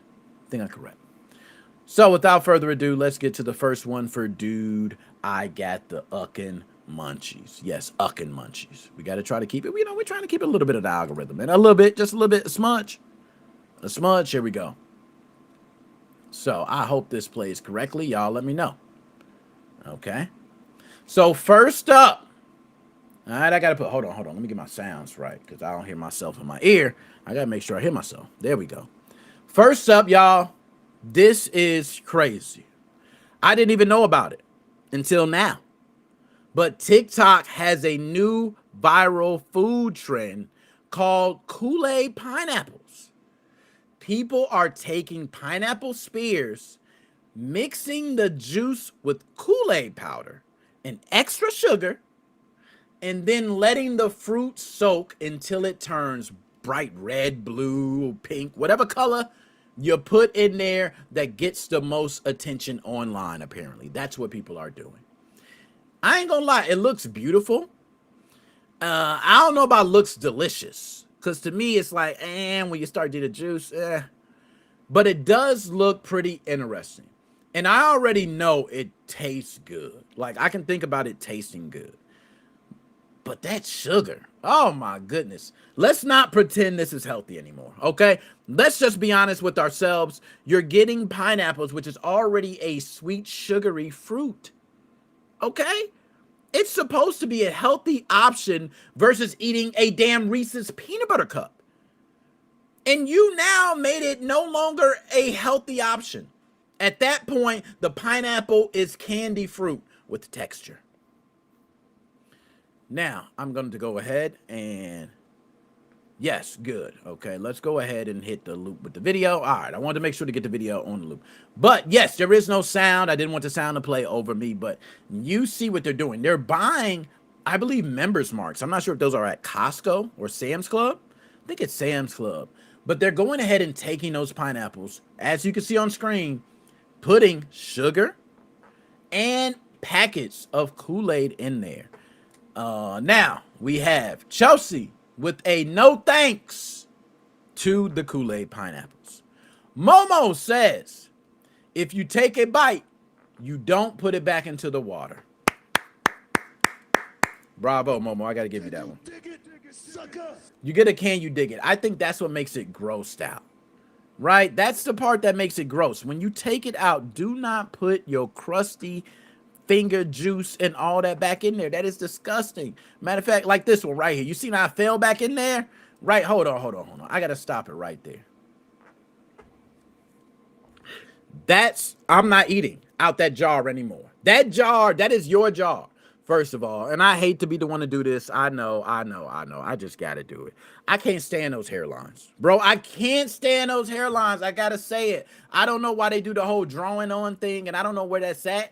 Is that in Atlanta or something? I don't know, bro. Just educate me. I'm out the loop. But I hate them hairlines. And then you got your fingers in the joint. And then you got the don't dap me up with them knuckles. Because I'm a, you know what I mean? But I'm not going to lie. The plate she got slamming. Got the whole Kool-Aid joint. All right, you know what I'm saying? I feel you. I feel you on that. But I just had to say, don't put your finger. Put some vodka in it, and it makes it hard fruit bites. My man Devin said, diabetes heart attack drink. Now look, he did it with cherry and pineapples. That is interesting. But he's right. You put some vodka in it, make it. Now I ain't gonna lie. If you make a little alcoholic drink, that is an interesting party dessert, right? Like, hey guys, these are loaded with vodka and something else. So each one you eat, but vodka's strong. You know what I'm saying? You're going to be like, I could imagine your face with some vodka. Oh my goodness. But that's the, how do y'all feel about the Kool-Aid pineapples? That's the Kool-Aid pineapples. Let's things look delicious, man. I can't even lie to you. They do look delicious. Like, but I know it's a heart attack waiting to happen. Why would I do that to myself? It would be idiotic to just do that to myself. Let's move on to the next one. All right. Oh, I got to take this one away. Why didn't you replace it? Remove. There we go. So this one, I'm not going to lie, looks delicious. Panda Express is launching a new Cantonese barbecue brisket for the summer. And I'm not going to lie, y'all, my fat boy jeans kicked in. All right, I ain't going to lie. I like the real Chinese joint, you know what I'm saying? But occasionally when, you know, I hit the Panda for the American version. You feel me? All right. This Cantonese barbecue brisket, it's slow cooked brisket, seared in a char Sioux style glaze with flavors like soy sauce, fermented soybean paste, mirin, and sesame oil. I hope I got those ingredients correct because I don't know how to pronounce most of that shit. I'm gonna be honest. But they're saying 44 grams of protein, y'all, which makes it one of the biggest items they have put on the menu, period. And I'm interested. Okay, I'm all in. I'm not gonna cap.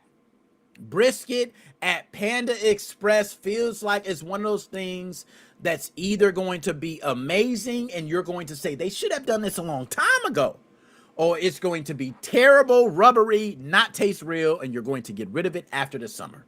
It's one or the other. It's one or the other.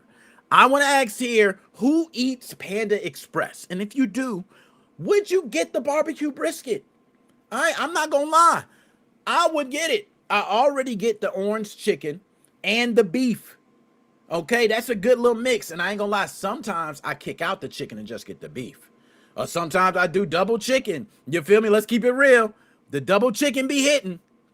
All right, but this one, you can do the triple entree. You can get the beef, the chicken, and you can get the barbecue brisket. Oh, I'm not gonna lie. Panda coming with it, man. They're coming with it. So we got, oh, I'll try it. There we go. We got one. I'm not gonna lie. It looks good. So, all right. Yo, holla at you, Joe. Definitely holla at you. You know what I'm saying? My guy, appreciate you coming on, man, and sharing with us. We're gonna clip all that you put. Devin, yes. All right, we got two. Yo, ain't nobody said no. Ain't nobody said no to this. I'm not gonna lie, Panda Express, I'm in. Y'all won, Panda. I'm gonna give you a sound. What is it? Oh, damn. My bad. I ain't mean to give you the I gotta do them again. Let's come on. Can you dig it? There we go. You gotta can you dig it, man. Let's go ahead and move on to the next one. I'm not gonna lie. We are right now, I want to say we are 1 for 1. I'm not with the pineapples, but I am in on the barbecue brisket. So let's go ahead and move on to the next one. And I'm gonna see if I'm in on it. All right, boom. Now, I should have removed it. Why didn't I replace it? Oh, okay. Let's get to it. Chipotle is testing crispy chicken. And they ain't telling you. They doing it under your nose sneakingly. All right? Right now, it looks like only one confirmed location in Tustin, California has it. It's sneaking. They doing it under your nose. Snackalator, thank you for the picture. The chicken is breaded and fried. You can add it to your bowls, burritos, tacos, or even salads. I'm not mad.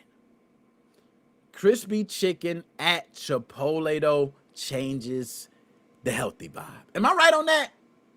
Am I right? It feels like Chipotle then switched to Chick-fil-A. That's just me. Like, what do you put? But I am with it. I am 100% down. I like Chipotle.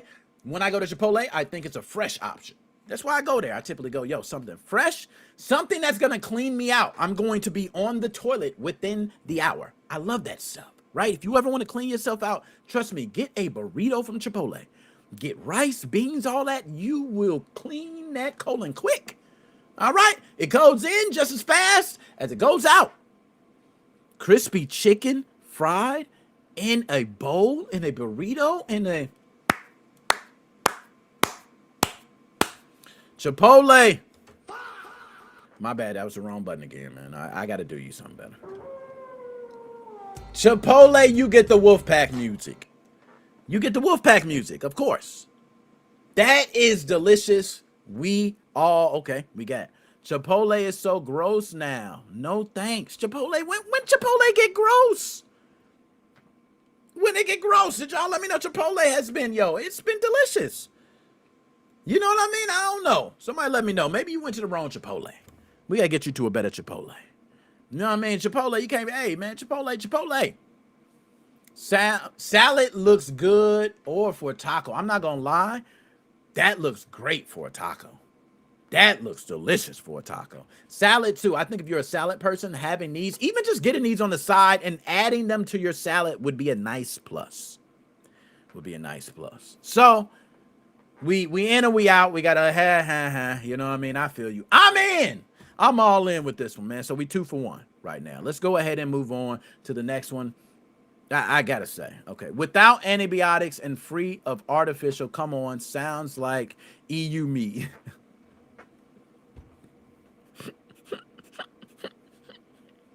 Yo, my man Ender, man, he said that joint sound like EU meat, man. Damn, man.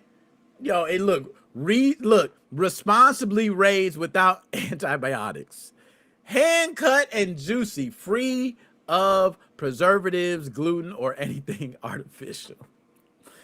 Oh, my goodness, man. You are hilarious, Ender. You hilarious. Let's go ahead and move on to the next one. Just me. Only chat, man. Only chat. Okay, now I'm going to go ahead and click. There we go. So, this one, I'm not going to lie. Great news. Great news because I think it's about time. Let's go ahead and give it up first and foremost for Popeyes, man. We got to give it up, y'all. Popeyes is bringing its famous biscuits to the grocery store in a box mix. Finally, Popeyes biscuits is spending time with me. The biscuits come in home style and Cajun cheddar. Each box is going to make up to 10 biscuits. I love the idea, especially the Cajun cheddar flavor. But we all are going to question, is it really going to have that real Popeyes taste? Okay? Is it going to be like that, or is it going to be like a regular biscuit mix, like Bisquick? Right? I can make biscuits with Bisquick. I also can make pancakes.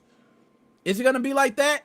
Either way, you're going to need something to drink because we know it's going to be dry as hell. Like Popeyes biscuits are now frozen. Most locations are not making them in-house anymore. It is terrible. Look at the biscuits at Popeyes. Y'all remember when the biscuits used to be different shapes? You used to have cones and all this different.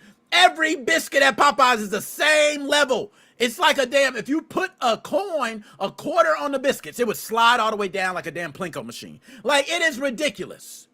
All right? I wish we go back to making biscuits fresh, and maybe we can get real biscuits with this box. So I'm hoping, I'm praying. If not, just give us the frozen biscuits. Put them in the stores. We will buy Popeye's frozen biscuits. You sell them in the restaurant. We can just buy them. Done deal. White Castle sells the burgers. Come on. So how do y'all feel? Popeye's biscuits, in or out? I'm in. Of course, I love the Texas Roadhouse rolls. I love the Red Lobster cheddar biscuits. I love, what's another one? It's another biscuit I'm probably forgetting. Church's Chicken. I'm looking at you, Church's.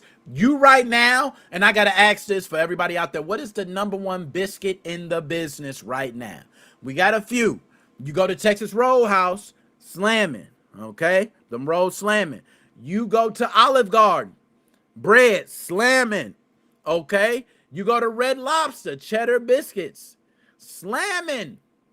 But Church's biscuits, to me, got them beat, y'all. I must be ghetto. I must be ghetto because Church's with the little drizzle on it, sweet. Oh, man, am I just ghetto from the hood? Or does Church's biscuits really have all those others beat? Cracker Barrel biscuits. I'm not going to lie. Cracker Barrel biscuits is fresh. They fresh. But the thing with Cracker Barrel is if you did not have butter, right, would they be as good? See, the thing about these other ones we can name, you can just bite it. Texas Roadhouse, you just bite the roll. It just hit different. Cracker Barrel's fire, though. I'm not going to lie. I'm not going to lie. It's super fire, bro. I don't even know why I'm capping right now. Let's go ahead and move on to the next one. Now, we talking. Taco Bell has been on a roll, and for those who do not know, Taco Bell has single-handedly taken, I think, the creative energy and has become #1 in the industry. I don't think no one has been as creative with food and the market as Taco Bell, being able to innovate, create instantly, and bring out. I think they're the quickest. And this latest is just another step. Taco Bell has brought back the shredded beef dipping taco, and that's not the icing on the cake. The icing on the cake is they're adding the new shredded beef nacho fries. Yes, the taco has shredded beef, 3-cheese blend, and creamy jalapeno sauce, and a crispy grilled crusted tortilla with red sauce, right? Delicious. You can dip it right there. Beautiful. The fries, though, is what I'm here to talk about. The fries come loaded with shredded beef, nacho cheese, 3-cheese blend, creamy jalapeno sauce, and pico de gallo. You might think it sounds messy, unnecessary, disgusting, but I'm not gonna lie, it's exactly what Taco Bell fans love. And that is what I'm going to try next at Taco Bell. I'm trying the shredded beef nacho fries. It's an automatic yes for me. Automatic yes. We've been waiting for the shredded beef. I can get shredded beef mixed with the cheese and mixed with the fry. I can just eat it with a fork. What? That's a full meal. I get the meat. I get the cheese. I get the fries. Come on, man. What are we talking about? Taco Bell won. You won, Taco Bell. Okay, you won. I ate this 10 minutes ago, and I said, that's bogus, man. I'm hungry, too. And I said, you know what? I bet it was good. Now that you said it was delicious, I got to try it. I know it was. It looked delicious. It looks delicious. Right? Anytime you got something that looks delicious, you know it is. Devin, fire. It's fire, bro. Nonetheless, let's move on because I'm getting hungry. In or out, it seems like everybody's in on the shredded beef taco. Let's go ahead and move on. Shredded beef taco, you won. Nacho cheese beef fries, you won. The dipping sauce, come on. Yeah, I ain't gonna lie, man. They giving you dipping sauce for the, come on, man. Let me move on. That's what I gotta try next. Okay, let's move on to the next one. That looks so good, bro. Yeah, look, in. Okay. Nothing Bundt cakes. Delicious cakes. If you have not tried them, you must try them. They are some of the moist cakes you will ever try in your life. Nothing Bundt Cakes has revealed its summer dessert lineup, and I need y'all to listen close because I think they about to shut it down. S'mores made with Hershey's is coming back, as you can see on screen, but they got a couple other sneaks. Peach cobbler is coming in June. Cinnamon roll buntlet is coming in July. Shall I continue? Lemon raspberry returns later in the summer. I've tried lemon raspberry. That is the most delicious one I have tried yet. Turtle cheesecake swirl is also on the way. That lineup's strong. I ain't gonna lie. But the peach cobbler is the biggest sleeper out of all of them. Turtle cheesecake swirl sound good. It sounds delicious. Sounds like everybody will love that. But we got to talk. If this peach cobbler is what it is, ooh, Charlie, we talking. So nothing but cakes. Shout out to y'all. If you have not tried one, very small. They make bigger cakes. It is delicious cakes. Not toffee. I'm not going to lie. Toffee would have been nice. But yes, peach cobbler. That's what I'm saying. Peach cobbler is, oh my goodness. I can't wait. I cannot wait. For those who do not know, I had some ice cream at Andy's and I had the blueberry cobbler. Oh my goodness. Andy's ice cream. Shout out to you. Blueberry cobbler is the best taste and flavor I've ever had at Andy's. Let me get off the fat boy thing. Okay. Y'all, that is, dude, I got the munchies. I got to get my fat ass off this subject. Okay. I just got to. It's just too much. It's too much. I am hungry right now. I'm just going to take a drink, okay? I need something because, damn, that was good. So let's go ahead and move on to the next one. All right, next one. This one's going to be very quick, simple.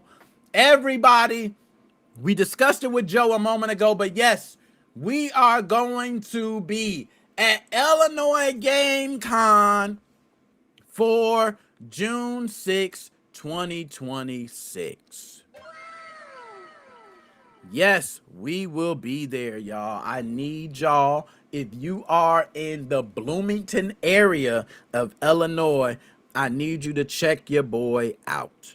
All right? We are doing multiple interviews. We are doing, we did to choose your fate. What is the best game of all time? Worst game of all time? What is your favorite RPG? What's your favorite shooter?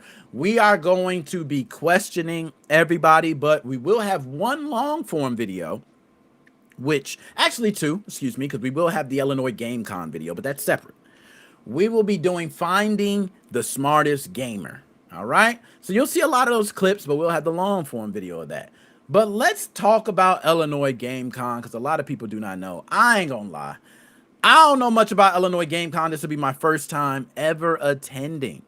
So I have no idea what to expect, but I'm going to pull up some things and I want to see real fast. So one thing I want to do is pull up the website.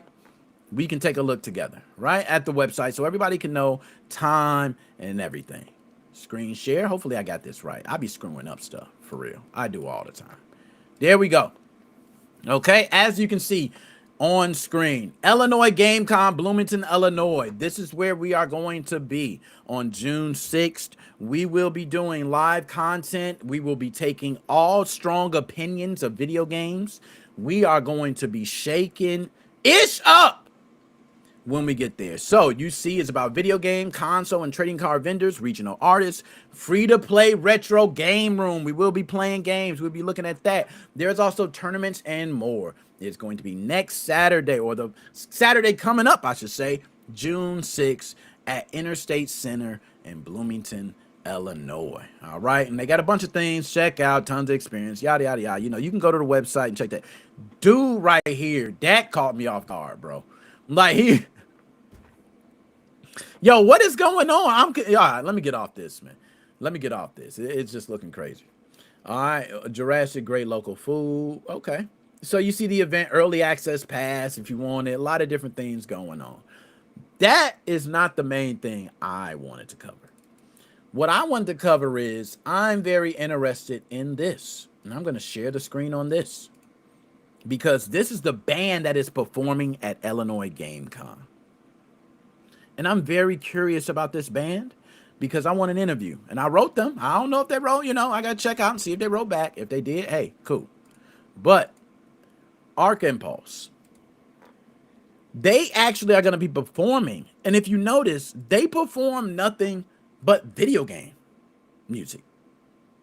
I never knew that, right? I didn't even know this was a subculture, right? So we're going to hit something, hopefully. I want y'all to look. Now, we don't want to go too crazy. Oh, Punch Out. That is great.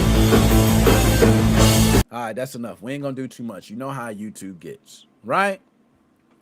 They are doing the Punch Out theme music, bro. Arc Impulse. Shout out to them. I'm trying to get y'all an interview, man. All right, I hit the like already. All right, you know what I'm saying? I like this joint. As soon as I seen it, I like it. So we're going to be at Illinois Game Con. I need y'all to represent. Shout out your boy. You know, anything y'all want to see, let me know. Podcast listeners out there, y'all too as well. Comment, let me know what you want to see. I'll do anything, bro. Just let me know what you want me to do, and I'm going to do it. All right? Not like that, though. I ain't doing nothing crazy. Like, that sounds like some pause-worthy shit. Let's get some things straight.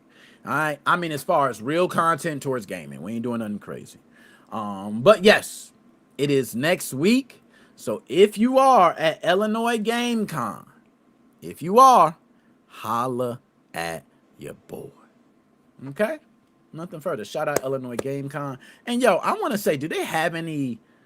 Let's see. I think they did have a video just so we can watch the video. I ain't going to do y'all like that, Illinois Game Con. I'll give y'all a little light, right? Because that was kind of quick. I did go over everything pretty quick. They do have a video, a trailer. Let's play the trailer. Illinois Game Con trailer, right? They got like a trailer. There we go. The wait is over. Here we go.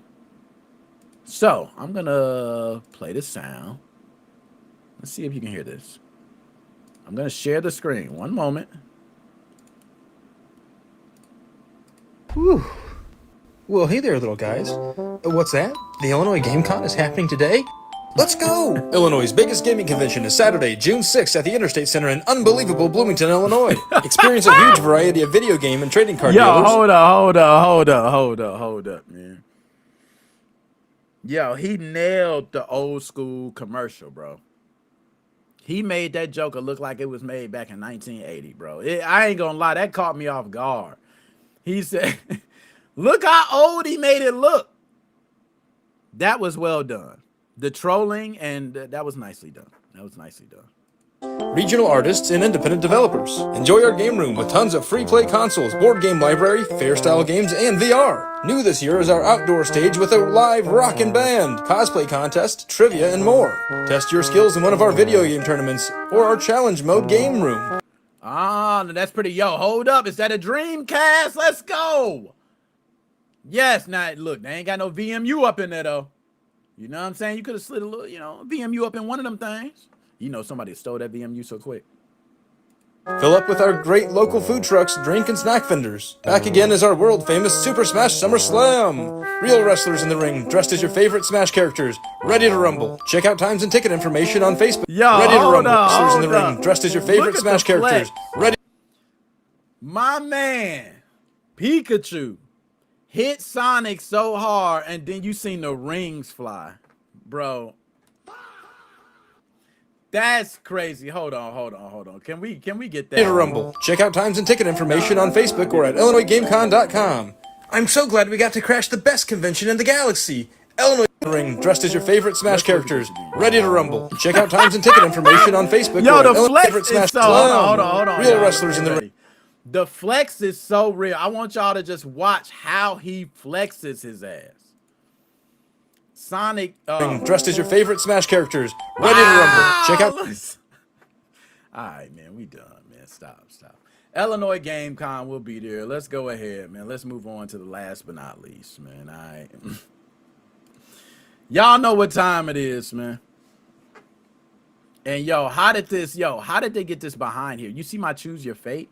What happened? Hold on. Something must have happened. Something else is on in the back. What is Dream? What is going on, bro? What is that? Hold on. That's actually, I'm not looking at that. Oh, you know what? I bet I know. It's probably on the restream side. There we go. Bada boom, bada bing. That's my bad.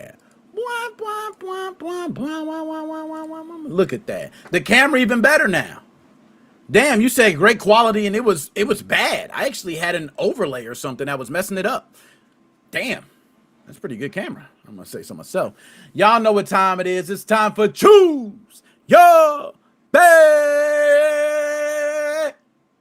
This is a segment where we give you two tough head-to-head choices, and you must choose one. You cannot be a bitch and pick both. You must pick one. You have to stick to your guns and prove the reasoning of why you picked your choice. You do not get to say, I picked that one. I just do. It don't work like that. You must destroy the other choice at all costs. So without further ado, let's go ahead and get to the first. Choose your fate. What do we got? Oh, okay. Now, for everyone that's vertical right now, I'm going to help you out because you don't see the entire screen.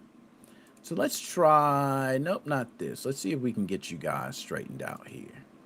How can we do that?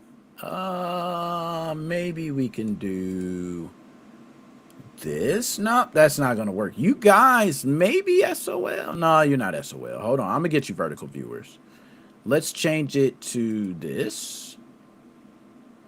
And you know what? That's okay.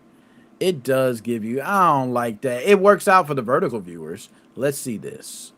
See, that's not good for the vertical viewers. What about this? That's better for the vertical viewers. And it works. We should be able to see everything. Let's go with that for now. We'll try it out. We'll see how this works, okay? Because you can see everything. I'm on the side. I don't know how I like that. See, I like the full screen feel. Right? But we'll go ahead. We'll play with it. All right? Which are tougher to beat? Left 4 Dead zombies or Dying Light zombies? This is a tough one, but I think it's Left 4 Dead zombies. Left 4 Dead zombies come by the hundreds. It is no stopping them. Dying Light, I know it's a lot of zombies, and the way they move, they take a lot of hits. Have you played hard mode and all that stuff?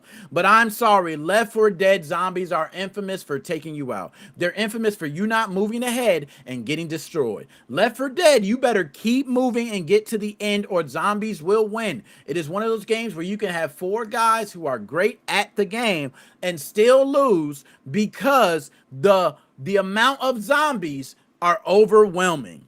So I just have to say, regardless of how tough Dying Light zombies are, Left 4 Dead zombies, then you forgot, you got the tank, right? You got the, what is it? The boomer, I think it is. You got the other. So you got different zombies. I think this is an easy choice. I think it's Left 4 Dead zombies. Final answer for me. All right. Now, I'm not going to lie, a little biased. I love Left 4 Dead. Dying Light, I haven't played much. That's why, right? I've seen the zombies. I haven't experienced the zombies. Left 4 Dead, I experienced the zombies. But I had to say that at the end. Okay, let's go ahead and get to the chat. Devin, I go for Dying Light. I played a lot of Left 4 Dead 2. All those zombies are like feathers. Now, that's one thing that's true. But then when you get the zombies coming with the tank, mixed with the thing, what's the thing that grab you up? Mixed with the thing that explode. Is that the boom? Mixed with all of it. Then it get a little tougher, you know what I'm saying? But I feel you. Let me take off the caption too. I forgot I got the caption for Illinois Game Con. My fault. There we go. So, but I'm with you though. I'm not mad at anybody that picked Dying Light. I think this is actually a very tough choice. And people who pick Dying Light, I actually think I'm going to be in a minority for this one. I'm gonna be honest. I think I will be in a minority. I think most people probably will pick Dying Light, but I think Left 4 Dead zombies, man, they are something else, man. It's like War of the Worlds. You know what I'm saying? When it comes to them. All right? I'm just saying. That's my answer. Let's go ahead and move on to the next one. Okay, let's see what this one is. Okay. Which was more exciting? And I might, vertical viewers, y'all might have to get it because I ain't liking this. I'm going to be honest. I just ain't liking it. I ain't liking it, vertical viewers. Okay? So y'all just going to have to see this. Y'all just going to have to deal with this one. Okay? Y'all just going to have to deal with it. I can't switch it up. I don't know how to change it, nothing. All right? So, which was more exciting to experience? Blockbuster video game section or Toys R Us video game aisle? So young bucks, I need y'all to step to the side and let Unc tell you what it was. Y'all, this one is a tough one because both of these were very popular and very exciting to walk through as a kid. But I think there is only one right answer. Blockbuster video game section. Multiple reasons. Oh, let me loop the video. Didn't loop the video. That's my bad. That's my bad. Blockbuster video because, one, you had a higher percentage of leaving with the game. Mama and daddy was more than likely to rent you a game versus pay for a game. For those who do not know, some of those prices, $39.99, $49.99, back then, and you're still seeing those same prices today on some games. So that just shows you prices in gaming were expensive back then. So, as good as the Toys R Us aisle was in the video game for showing all the games, it also had that TV at the top, right? And it had the little controller down there. You play the game, you looking like this. Every kid broke their neck trying to play a Toys R Us like this. Man, it was so much fun. Oh, man, I love this. Like, it was an amazing moment. Toys R Us looked better. It looked better because Toys R Us, you had the glass, you had and that was when they had instruction booklets, right? But I just feel like Blockbuster was an experience. You were able to grab the game, get the game, go home with the game. You can get 2 games, 3 games. You could splurge. You could feel like a billionaire, man, coming out of there. That's just me. That's just me. But let's go to the chat. Let's see what I got. Steve says, I already know, man. I knew I was going to be in a minority in this, bro. They don't understand. I know, man. I used to be in that Toys R Us section too, dog. It was fire. I played Mario 64 for the first time at Toys R Us, and I remember the aisle was packed. People were standing around waiting to play. Toys R Us was the spot. Then, if you didn't like the video game aisle, you can go down by the bike aisle. You can ride bikes. Remember the action figures? There were G.I. Joes and all them. Man, Super Soakers and all, man. Devin, Toys R Us. I knew I was going to be alone on this one. Yeah, that's my bad. I mean, I picked Blockbuster. I thought it was more exciting. You know what I'm saying? As a kid, you could accidentally slip up on a Blockbuster card, right? Oh, it's a Blockbuster card on the floor.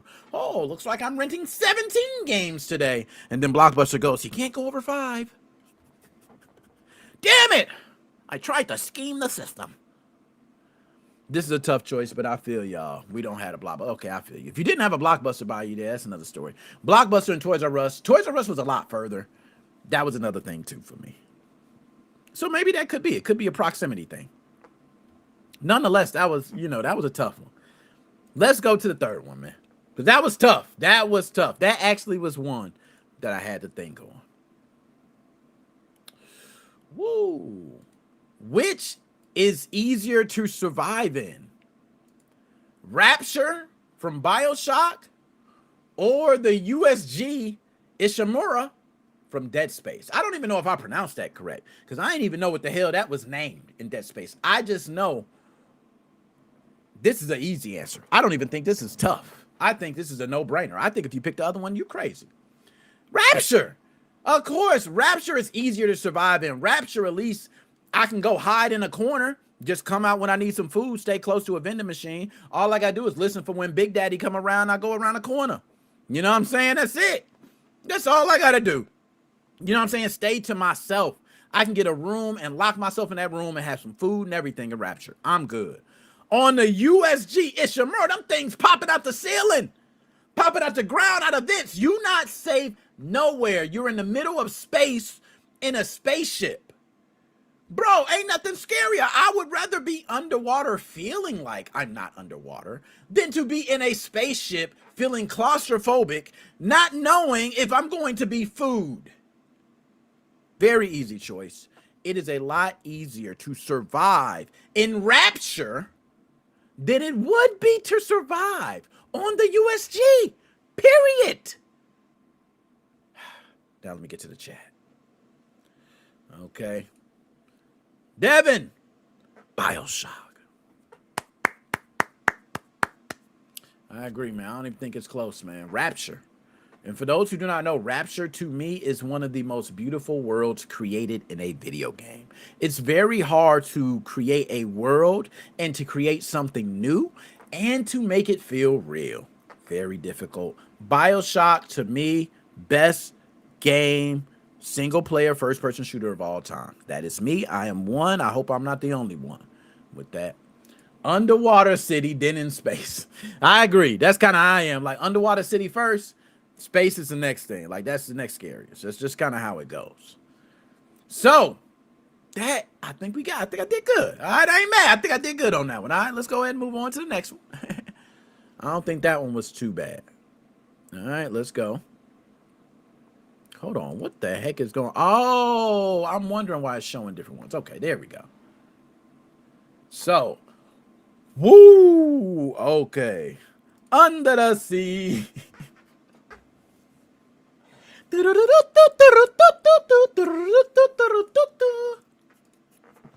Ah, you a fool for that one. Ooh, this is a tough one. Who wins in a battle? Pyramid Head from Silent Hill or Mr. X, Resident Evil 2? I'm going to try to take some things into account for this one. Mr. X is a super abnormal strength being. I don't think Pyramid Head is going to stand a chance with that. But from my understanding, Pyramid Head cannot die at all. So for that fact alone, Pyramid Head wins. Can't die. If we're, hold on, cut the loop on, can't do it. So if Pyramid Head cannot die, my mind has to say Pyramid Head has to win this battle. If we're talking about supernatural, right? If you want to X out the supernatural, cool. Go ahead and put Mr. X in there. Gotcha. But we talking to fight 1-to-1, who they is to who they is. Pyramid Head! And big shout out to Peter, man. Peter, dap me up, Hairy Knuckles and all, man. For the follow, man. We got to dap my man up. Everybody, every time you follow and share the content, thank y'all, man. I appreciate y'all. We got multiple platforms, too. We're live on multiple platforms. I'm going Pyramid Head. There is no way that Pyramid Head is going to lose his battle to Mr. X. Pyramid Head is going to get beat to a pulp for a long time. But as the demonic entity that Pyramid Head is, will be allowed to come back and will continue to fight. Mr. X will eventually become weaker and weaker after these fights, after he takes a couple hits, and eventually Pyramid Head will win. That is my answer. What do y'all think? I'm curious to know. All right. So that Pyramid Head gets me. Mr. X is smarter though. I ain't gonna lie, you know, every bone in me wants to pick Mr. X. Like I ain't gonna lie, it was hard for me to answer that one with the heart. Okay? And versus the mind. Like, I was really struggling. I wanted to just go with Mr. X. Come on, Mr. X is beating the hell out of Pyramid Head. But if Pyramid Head can't die, and somebody can correct me on that if I'm wrong, but if Pyramid Head can't die, Pyramid Head is strong too. We ain't gonna act like Pyramid Head a weakling, but Mr. X is just a beast. All right, we ain't gonna underestimate Mr. Beast. Mr. Beast.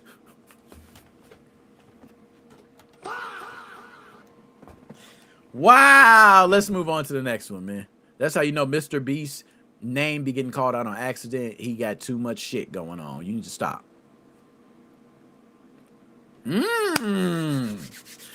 Tasty. This is very easy. I shouldn't even have to read this for everybody to have their answer. Y'all should have your answers already to this. Which is a better buying experience? Steam Digital Storefront or GameStop? GameStop. Very easy. It is nothing better, and I'm going to challenge y'all. Better than going to an actual store, seeing your game. Back in the day, we used to be able to demo our game, right? We used to be able to learn about the game from the person there. And we used to have comparison games We also would know about games coming out in the future to know if we need to buy a game currently. There's a lot of things that do not get talked about in the experience of buying physical media. It doesn't get discussed. Let me go ahead and loop the video. That was my bad. And this is one of those things that don't get discussed. I agree.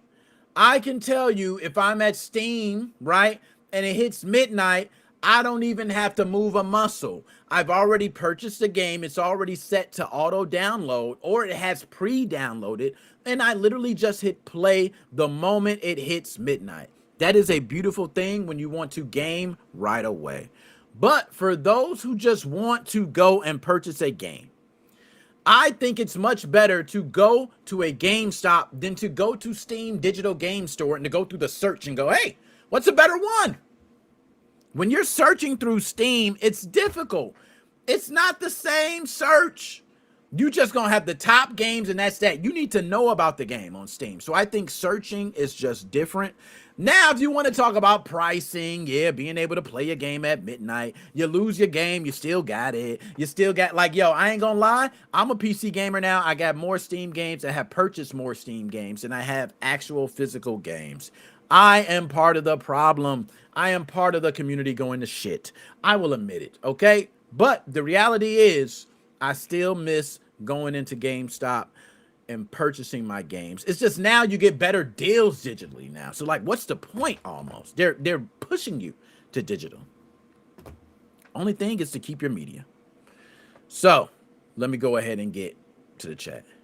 GameStop with no line. I ain't gonna lie, that's a problem with GameStop too. If GameStop got a line, you know, GameStop spending time, right? Unless they just, you know, some of these GameStop folks, they don't know nothing about the games, man. They just ring you up and be like, okay, yeah, you know, we got a discount. Do you want to purchase a game, you know, Game Informer subscription? And well, Game Informer's dead. What do you do now, GameStop? Like, honestly, because you don't have Game Informer died, right? Like, what is the deal?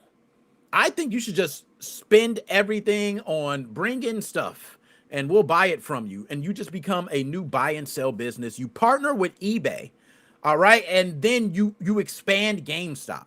I think that is your best thing, and lean into retro gaming, right? Start leaning into Ambernick devices and all those things. Like, you could totally pivot and be fine, GameStop. I just think you're stupid by going the way you're going. Like, you are so dumb.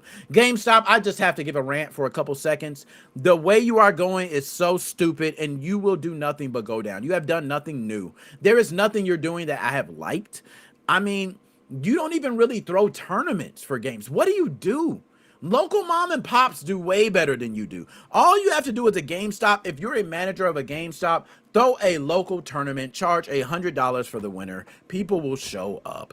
Okay? Like, you can do many different things. Why don't the CEO just speak with eBay, right? And link up? Why don't y'all do a merger? Better yet, why don't you just speak to Ambernick and other places and come up with a deal where they can get their devices in there? People who want to play retro games, which is a huge field right now, they can lean into that. They can go into a GameStop versus having to go online to buy my Ambernick, right? Like, these are things you can lean into. People don't want to have to order their devices from overseas. They would love to get it right here, and you could be the staple front for that. But you're not going to do it. You're going to do nothing. That's what you're doing. So, nonetheless, that's my rant. And that is choose your fate. Y'all, we killed it. And I will say, this fire show, we will be clipping. For the podcast listeners out there, I want to have this episode up by tomorrow. So I want you to tune in and listen, okay, for the new podcast episode. Also, for all those on different platforms, I'm going to explain my plan for YouTube. We have a lot of videos posted already, but our goal is to bring more long form content. When it comes to short clips, we have that covered for all platforms. So any platform, you don't have to worry. We got clips for you. That is one thing. But YouTube, we are doing a lot of long form content for YouTubers. For Facebook is now allowing longer videos. So our videos can now be uploaded to Facebook as well. We're planning on bringing all our videos to Facebook in segments. So it won't be the whole entire show. We'll be doing each segment. We'll bring those to Facebook. As far as Twitch, we have a lot of games that we're going to be playing live. There is one game that I'm being urged to play, right? So we have to play that. Dreamforge gave us more credits to create some more AI games in there. Just a lot going on for Twitch. Twitter giveaways still have to do. What other platform I'm missing? TikTok, live, Clash Royale soon. Like, I got too much going on. So, and Angel, Lua chips. What they know about them Lua chips, man? They don't know nothing about the Lua chips. You know what I'm saying? But other than that, man, appreciate the hell out of y'all. Thank y'all for being here. You could be anywhere else in the world. You are here with your boy. Dap me up, Harry Knuckles and all. Shout out to my dude, Devon. Shout out to Angel, Chelsea, Petrix, Steve. My man Joe came in, broke down some tipping. Thank you, Joe, for that.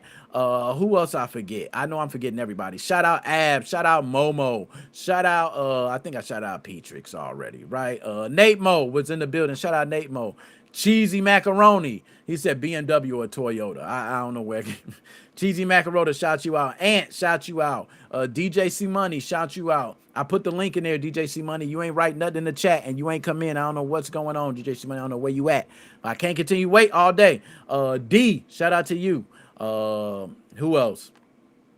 I think I got everybody. Romy Rome. Shout out to Romy Rome. Shout out to Sean. Shout out to Craig. Don Mega was in the building. Shout out to Don Mega. For those who don't know, that's my boy. We go back like Ajax, Flapjacks, Crackerjacks. Shout out Hep. Shout out Hep. Everybody on Twitch right now that is creeping, continue creeping. You know what I'm saying? Shout out Shane all the way from Melbourne, Australia. Yo, all of y'all know what it is. It's your boy, NickMoses05 Gaming. We